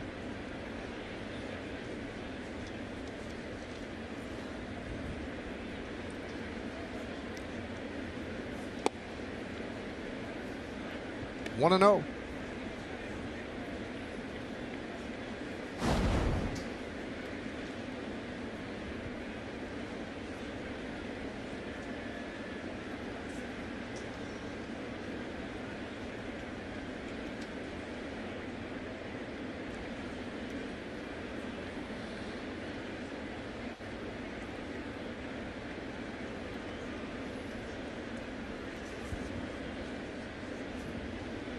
We talked about Olson. He loves to pull the baseball, and the Yankees 3 infielders on the right side. If you're Guerin and Austin Romine, you're probably thinking down and away with sinker changeups. Take your chances on a ground ball to the right side. 2-0.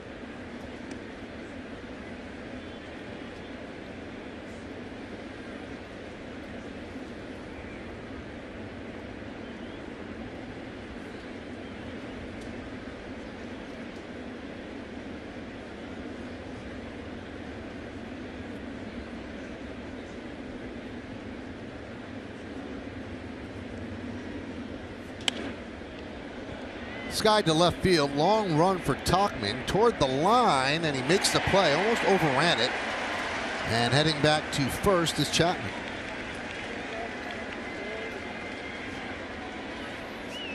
Well, not an easy play for Tauchman right there against a left-handed swinger. You'd expect that ball to slice away from you, and Tauchman with a good bid on it. The ball actually comes back to the playing field. Nice athletic play.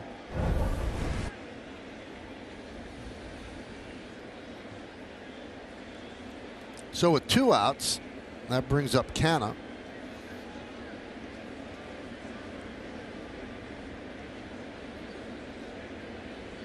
Runner goes. Strike, no throw, a stolen base for Chapman.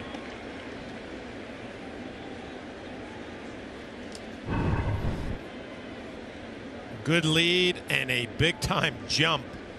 Chapman has only tried 1 stolen base this year and has been thrown out, so that's his first stolen base of the year. No play for Romine.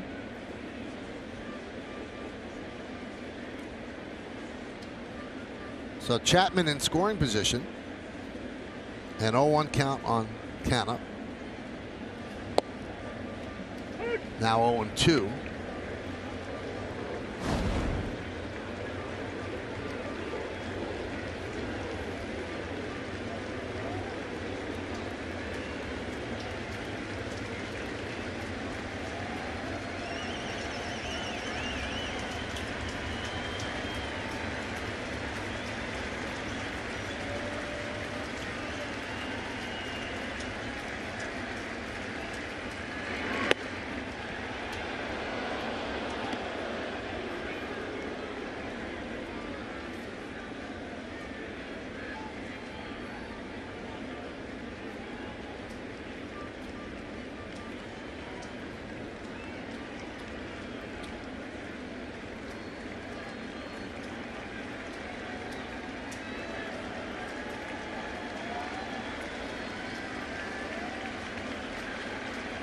And the pitch.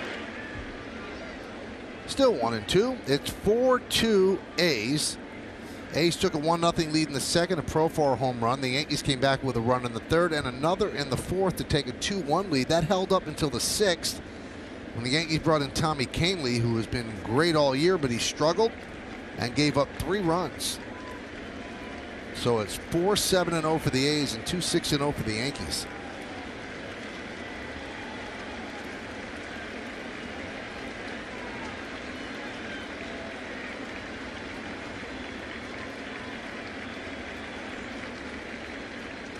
Time is called.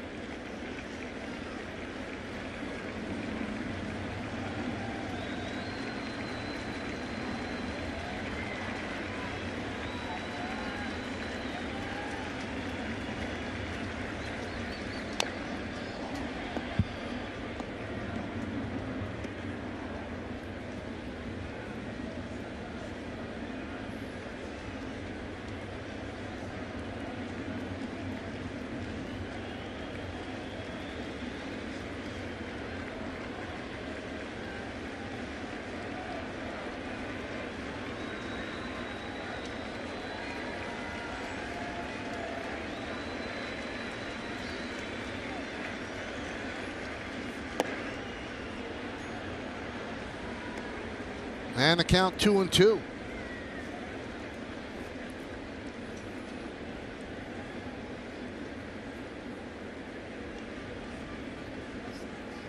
Two balls, 2 strikes, 2 outs. Runner at second. A's lead by 2.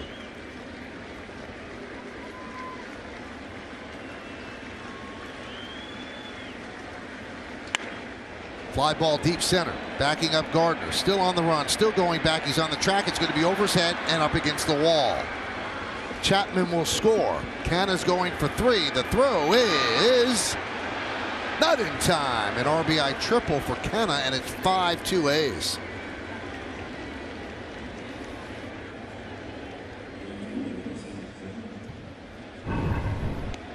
What a year Canna is having, and you see the look at that slider that just kind of spins middle of the plate, and he drives it to center field out of the reach of Brett Gardner, who hustles it up.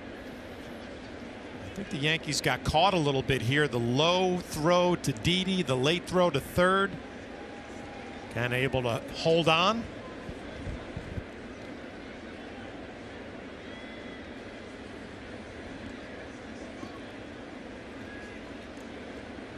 LeMahieu tried to reach back and get him after the disconnect, but to no avail. Here is Seth Brown with a runner on third. He pinch hit in the 6th inning. Picked up an RBI double.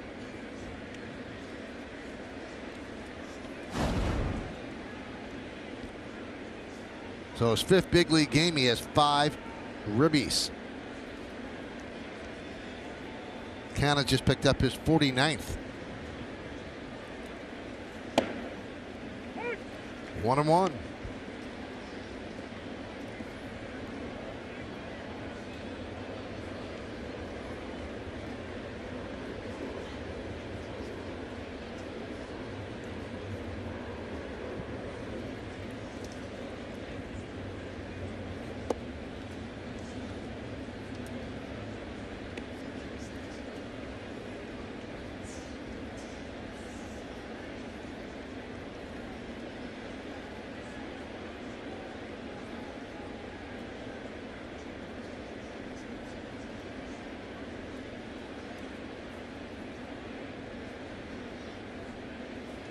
Two and 2 on Brown.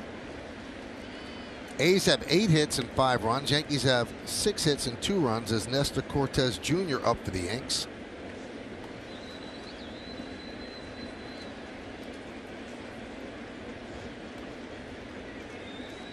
Yankee outfield is shallow for Brown.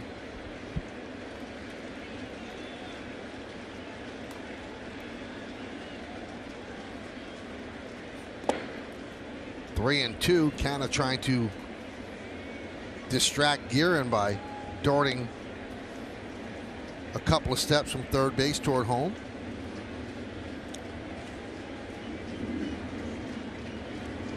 LeMahieu way off the bag, so that gives Canna plenty of room to roam.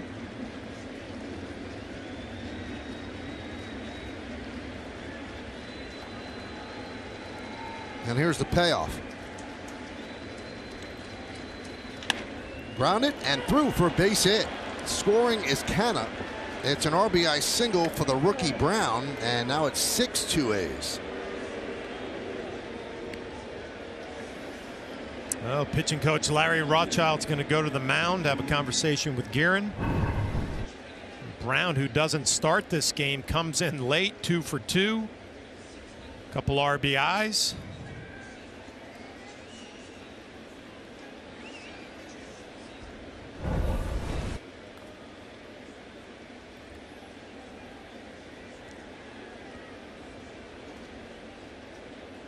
Sabathia gave the Yankees 3 before leaving with some pain in his right knee. Then Sessa, 2 scoreless innings, and Canely ran into trouble in the 6th, and now Corey Guerin having some trouble here in the 7th as the Yankees trail 6-2.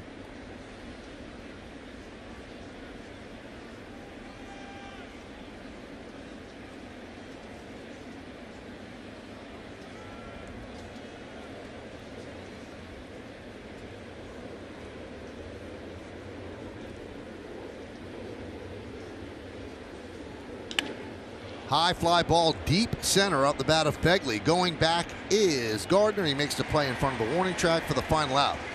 But the A's had 2 more runs on 3 hits, no errors, and 1 man left on base. At the end of 6.5 innings of play, it's time for the 7th inning stretch. Oakland leads the Yankees 6-2, but we're going to stay right here as we honor America in the Bronx.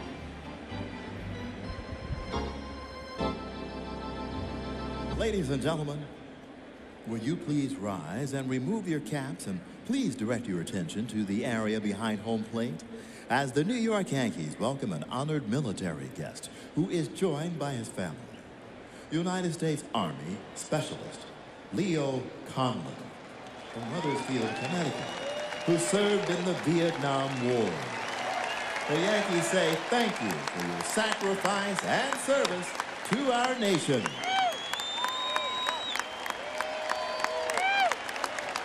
Now, ladies and gentlemen, please join in as Yankee Stadium organist Paul Cartier plays God Bless America.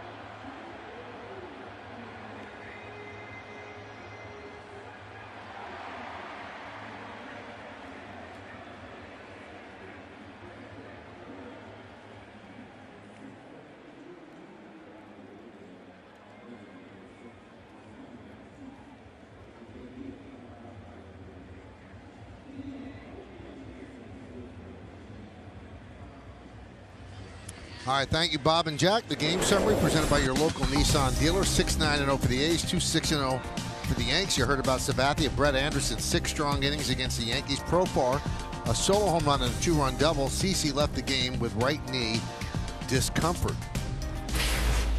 So a new pitcher for the A's, Yusmeiro Petit. And he will face Mike Tauchman. Swings at the first pitch and lost it sky high to right field. Right there is Profar to make the play. 1 down. How about this stat, John? You see the numbers on Petit, who's having a good year. Brett Anderson came into tonight with an American League leading 54% ground ball percentage. Tonight it was 74%, 17 grounders out of 23 batted balls. Cadillac scoreboard 6-2 A's over the Yanks. Here's LeMahieu.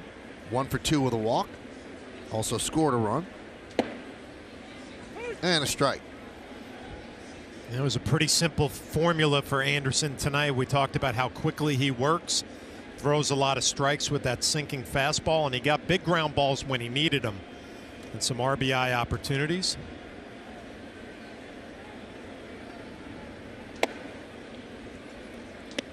One and one. You mentioned Petit having a good year. He leads American League relievers in games pitched. 68th game now tonight.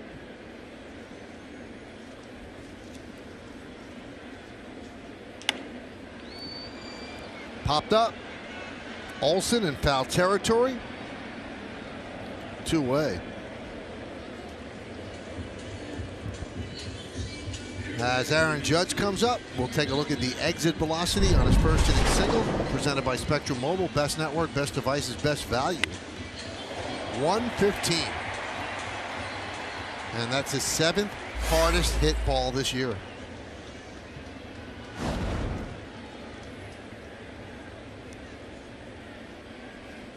So Judge 2 for 3 tonight.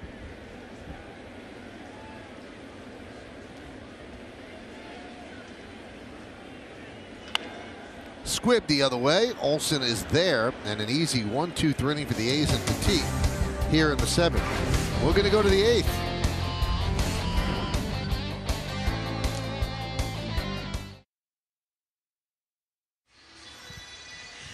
Well, tomorrow night on Yes, star goalkeeper Sean Johnson leads New York City FC West to face off against the Vancouver Whitecaps as their push for the top spot in the Eastern Conference continues.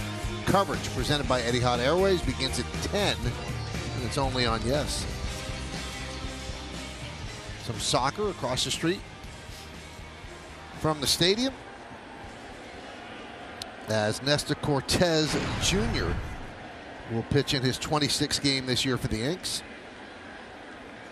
as he will pitch the 8th. Hyundai scoreboard 6-2 A's. And Profar takes outside 1-0. So Profar's had a big night, a home run and a double, 3 ribbies. 1-1. Since June 11th, the Yankees have the best record in baseball at 48-23. Then the Indians are next at 46-23. And then the A's at 44-22. 1-2. Yankees came into this game matching their season high, 41 games over 500. They have not been 42 over since September 25th of 2009, and that season they peaked at 46.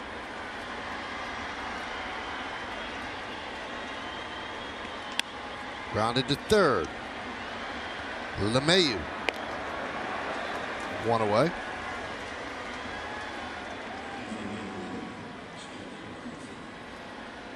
Now, we talked earlier about the battle for best record, John. So the Yankees are battling the Dodgers and the Astros. So starting tonight, the Yankees have the 6th easiest schedule in baseball. But the Dodgers have the 2nd easiest schedule in baseball, and the Astros the 3rd easiest.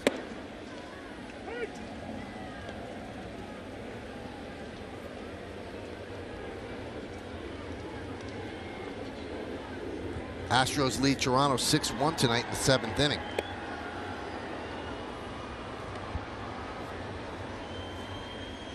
And the Dodgers will start against Arizona in a couple of minutes. 1-1 to Noisy. There's a strike. He's 0 for 2 with a walk tonight.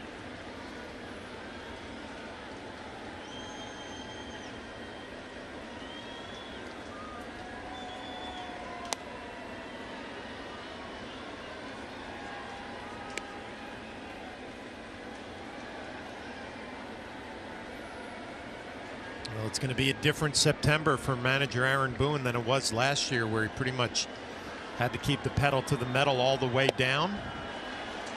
As Noisy swings and misses. And with such a big lead in the division, obviously playing for the best record, playing for home field. See how it all plays out coming down the month of September.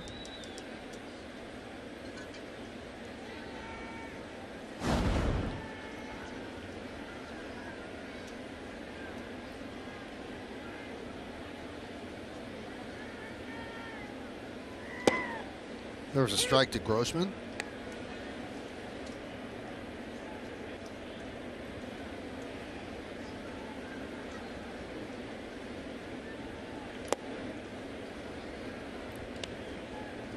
Now the Yankees have a very nice lead over Tampa Bay in the East. Tampa Bay leads Cleveland 4-0.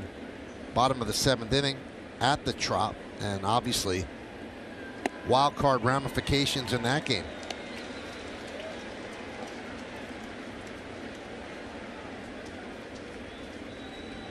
There's the East with the Yankees with the 11-game lead over the Rays.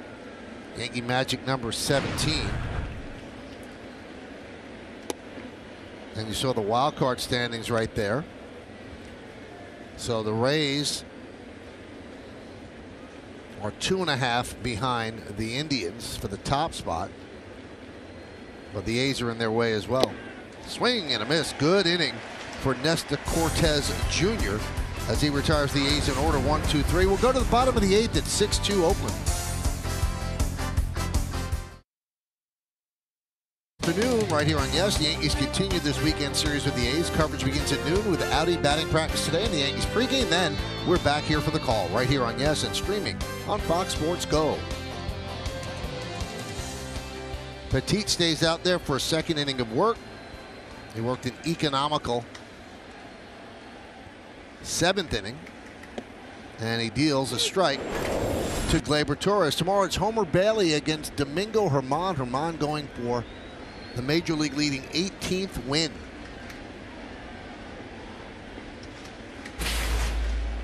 Hyundai scoreboard 6-2. The A's lead the Yanks. Torres drove Ben Grossman back to the wall in left field. This one is wrapped to left. It's foul ball.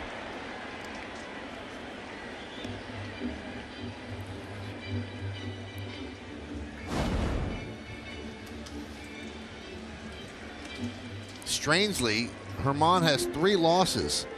2 of them have come to Homer Bailey.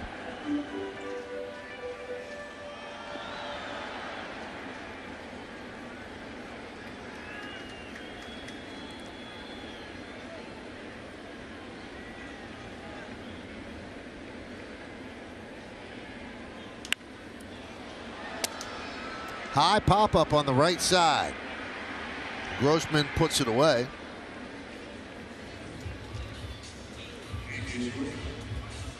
Might have broken that bat.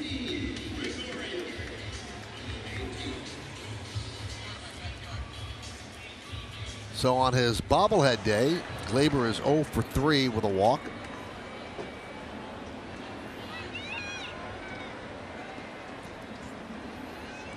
Here's Gregorius.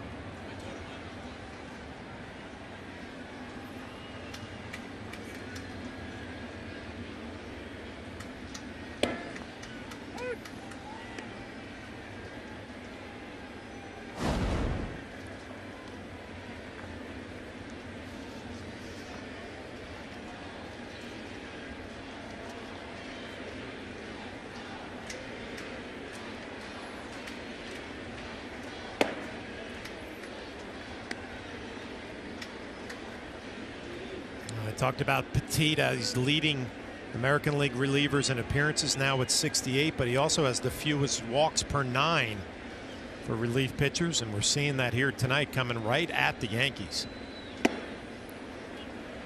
1-2. And 4 quick outs on only 11 pitches so far. 9 strikes, 2 balls.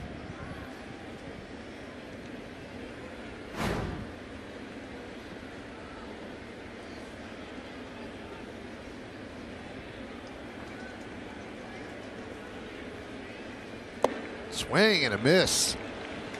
Gregorius goes down on strikes. He's 0 for 4 with an RBI ground out. A great look at the changeup grip and the action down and away, and Gregorius way out in front, just waves at that pitch.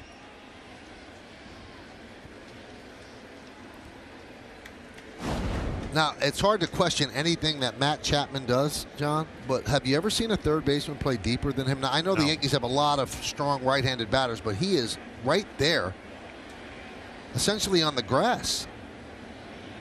And obviously with a guy like Sanchez who does not run well at all, Chapman giving himself plenty of time not only to field the ground ball, but a lot of confidence in his throwing arm.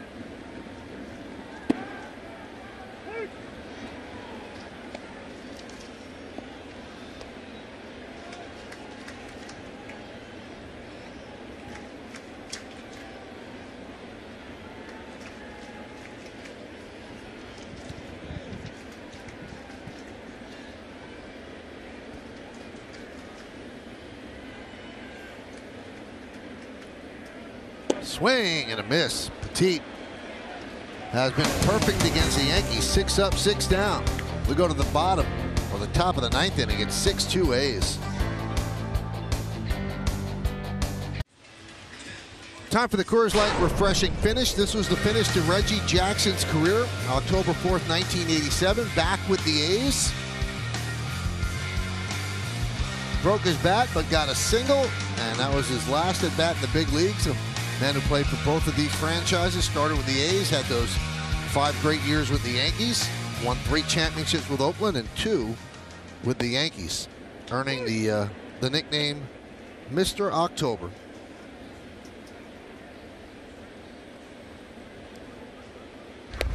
Now, the Yankees don't rally here. They're going to suffer a rare loss to a left-handed starter. The Yankees are 28-14 against southpaws, including 13 straight wins against lefties. The last win by a left-handed starter was Eduardo Rodriguez, July 27th at Boston. With their righty-laden lineup, lefties have a very tough time. That one is drilled to left field. Fair ball, it's gone. It is gone. A home run for Semien, and it's 7-2 A's.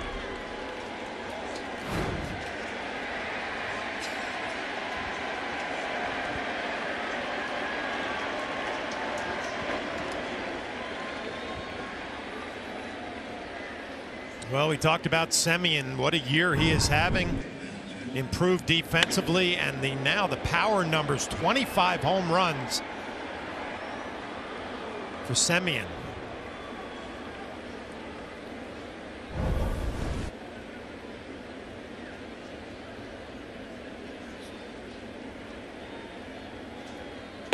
Swing and a miss. 0-1 on Chapman.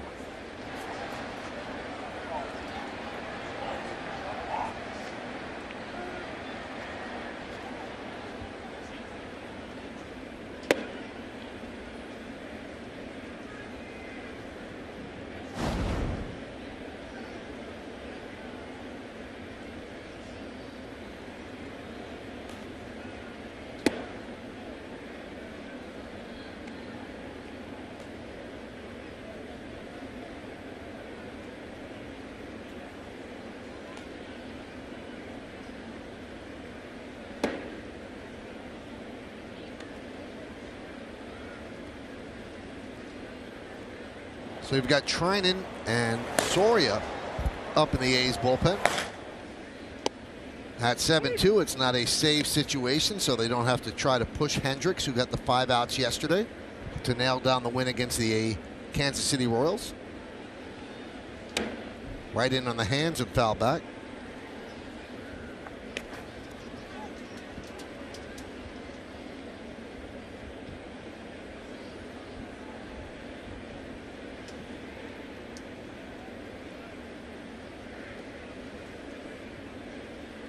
Swing and a miss.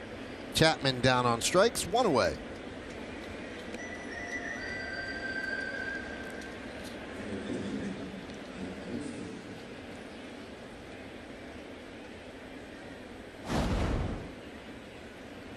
Here's Matt Olson. Olson 1 for 3 with a walk.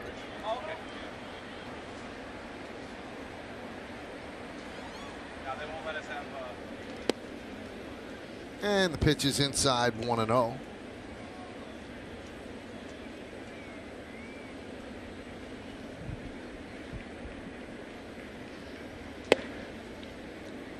On Olson. So Semien's 25th home run of the year puts the A's up by 5 here in the top of the 9th. 2-1. 25 home runs, and he credits a lot of it to the reason of dropping down and the weight on his bat. He now swings a 30-ounce bat. I guess if you think about it, in today's game where velocity is so high. Served into left field. That is going to be a base hit. It'll get past Tauchman and go to the wall. And Olson picks up a 1-out double. It probably makes sense to drop the weight of your bat, right? Let the pitcher supply all the power and just try to get your bat head to the baseball, as Olson, who usually pulls the ball, going the other way a couple of times tonight.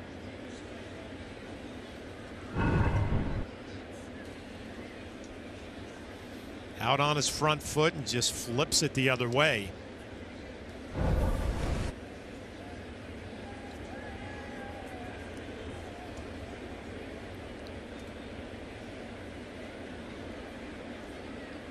Here's Mark Canha, and he fouls that back.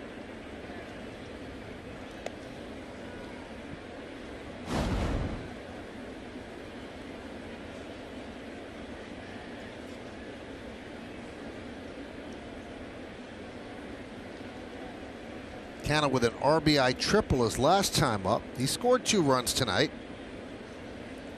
Olson leads off second. A's have 11 hits tonight to the Yankees 6.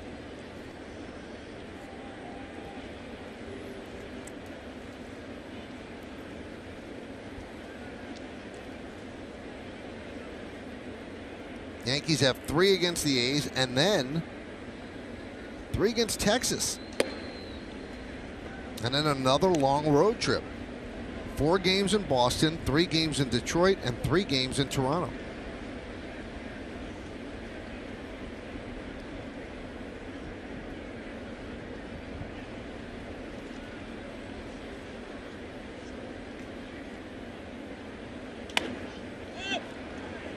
Popped up.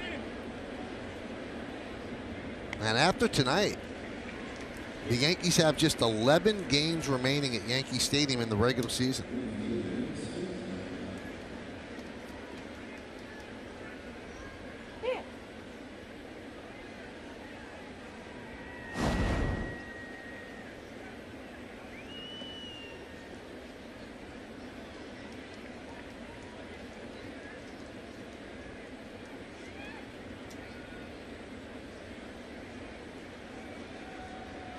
And here's Seth Brown.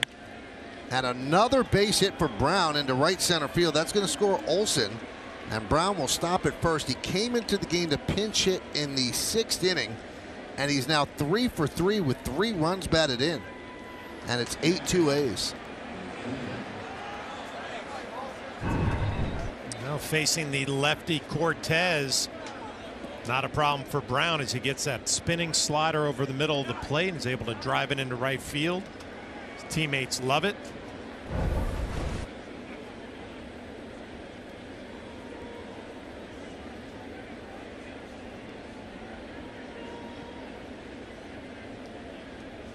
Here's Josh Begley. So 8-2 Oakland.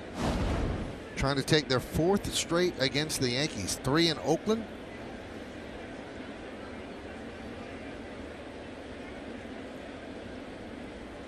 And this first one in New York. 1-1 on Begley. If you want to look ahead to the bottom of the 9th, the Yankees have Voit, Gardner, and Romine due up.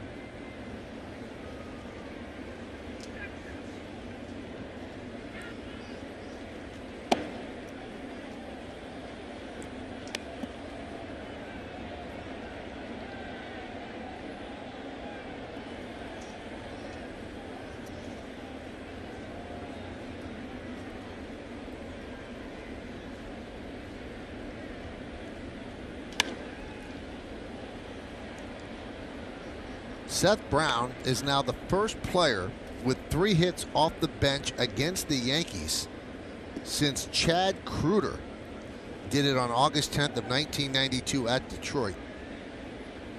Remember Chad? Teammate of mine.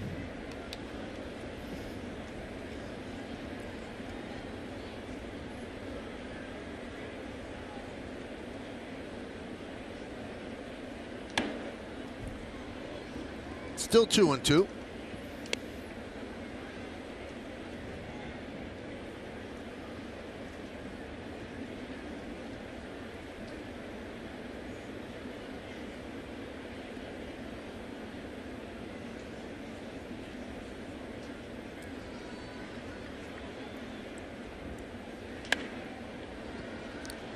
Fouled away.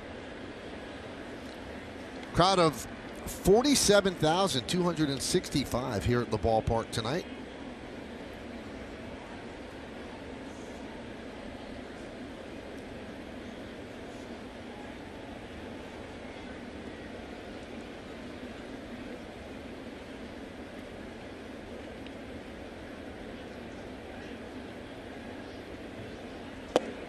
just missed outside. 3-2.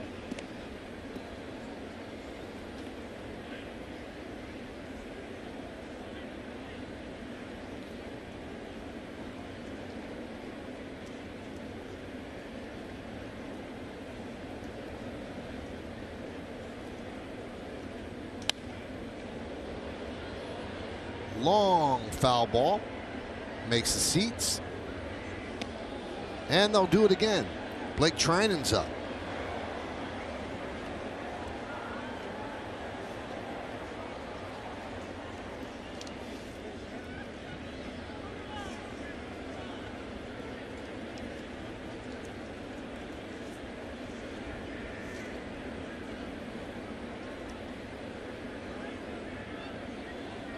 Way outside, so Begley walks as Brown moves to second.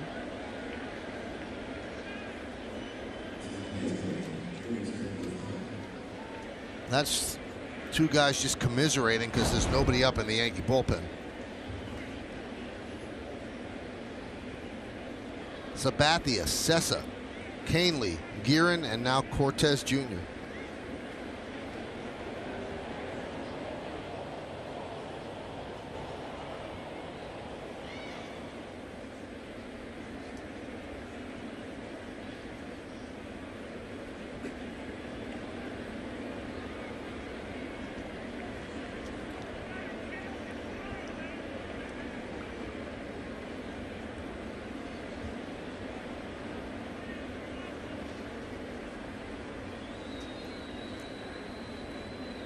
Profar, homer, and a double. 3 ribbies, and a run scored.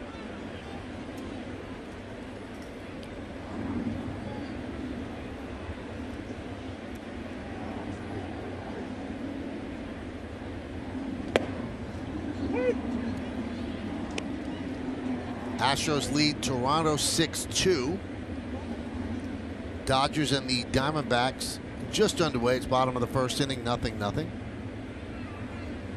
And in the 9th, Tampa Bay leads the Indians 4-0. Now 1-2.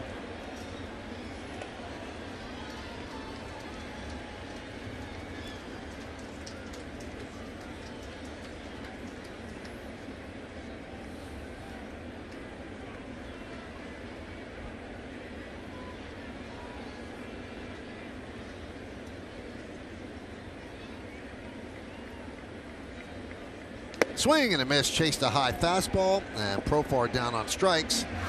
But the A's score 2 runs on 3 hits with 2 men left. Bottom of the 9th coming up, the Yankees down by 6.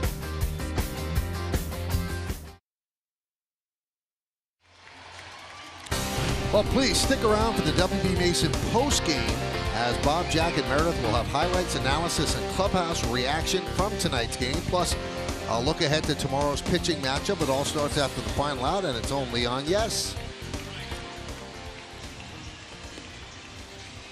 The Yankees this year have had only 11 losses by 5 or more runs, tied for the fewest in the majors with the Astros and the Twins. So here is Blake Trinan, who started the season as the closer. You could see 16 out of 20, but he lost that job to Liam Hendricks, and what a difference a year makes. Trinan and Trevino were almost unhittable for most of last year, and that has not been the case this year. And I said this when they were in Oakland, John. It just brings the consistent greatness of Mariano Rivera more to light when you see guys that just have amazing seasons and just don't have it the next year. Yeah, I mean, last year 9-2, 38 saves, and an ERA of 0.78. And you're right, a completely different pitcher this year. And the pitch to Voit is a strike. Now, he did have a right shoulder strain that kept him out for 10 days in June and July. And then he lost the job to Hendricks. Now, despite his great season last year, the Yankees were able to get to him in the wild card game. They scored 3 runs after being up 3-0 in the 6th inning, and the big blow is Luke Voigt's 2-run triple that broke it open, and Luke has a 1-1 count right now.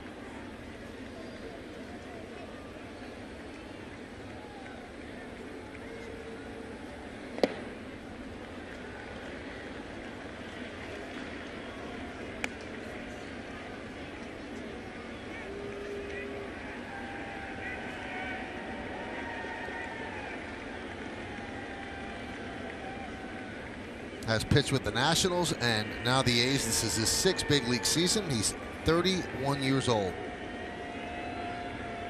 Swing and a miss. He's from Osage City, Kansas. And his high school graduating class was 48 kids. Had some classes in public school that was close to that. 2-2. Swing and a miss. Voit down on strikes.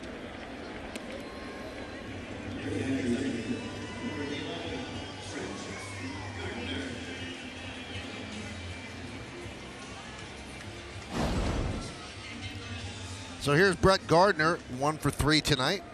Single in the 4th inning.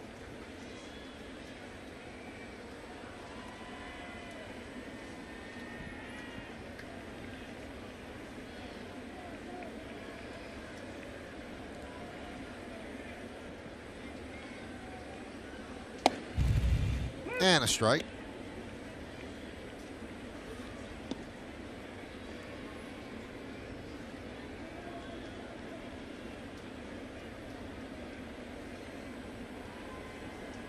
I mentioned it earlier, the Oakland A's playing great baseball in the second half because of the way they swing the bats, and their rotation has been solid. You see Trinan and his 98-mile-an-hour sinker. They're trying to get him back on track here. You might have another weapon coming down the stretch with that type of stuff. You don't give up on 98 with good movement.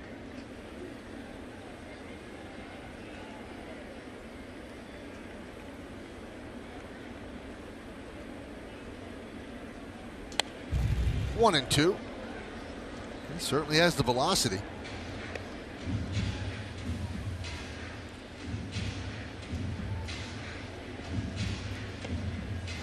Well, it's over at the Trop as the Rays have shut out the Indians 4-0 to take the first game of that series.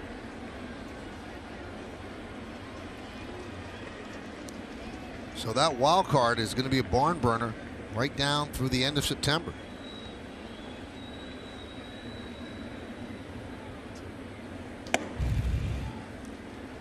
So if the A's can hold on, they'll gain a full game on the Indians, who sit at the top of the wild card. A's are second.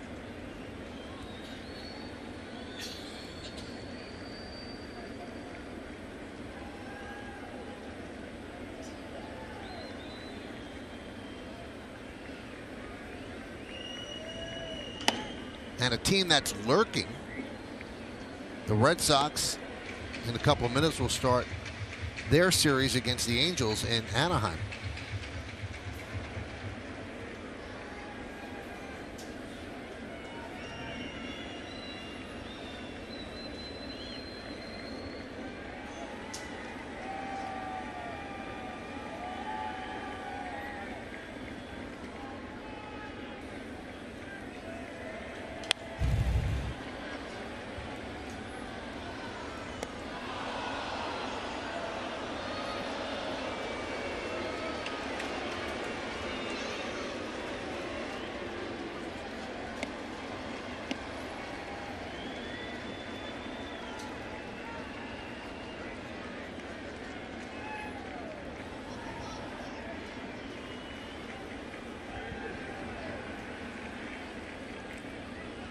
Two.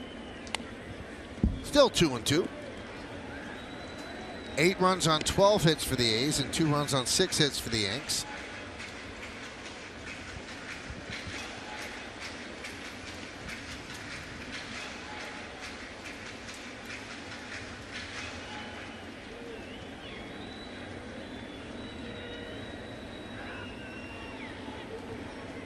Defense plays straight away for Brett Gardner. And he swings and misses. 2 away, and the Yankees are down to their final out on this Friday evening.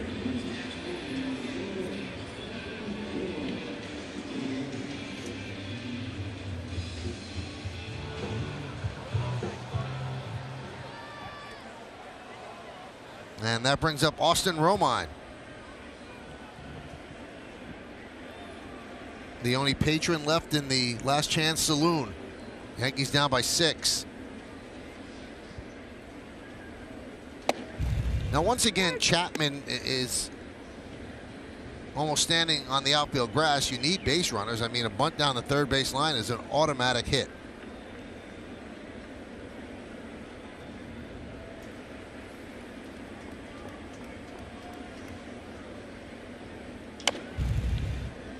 Oh, and 2.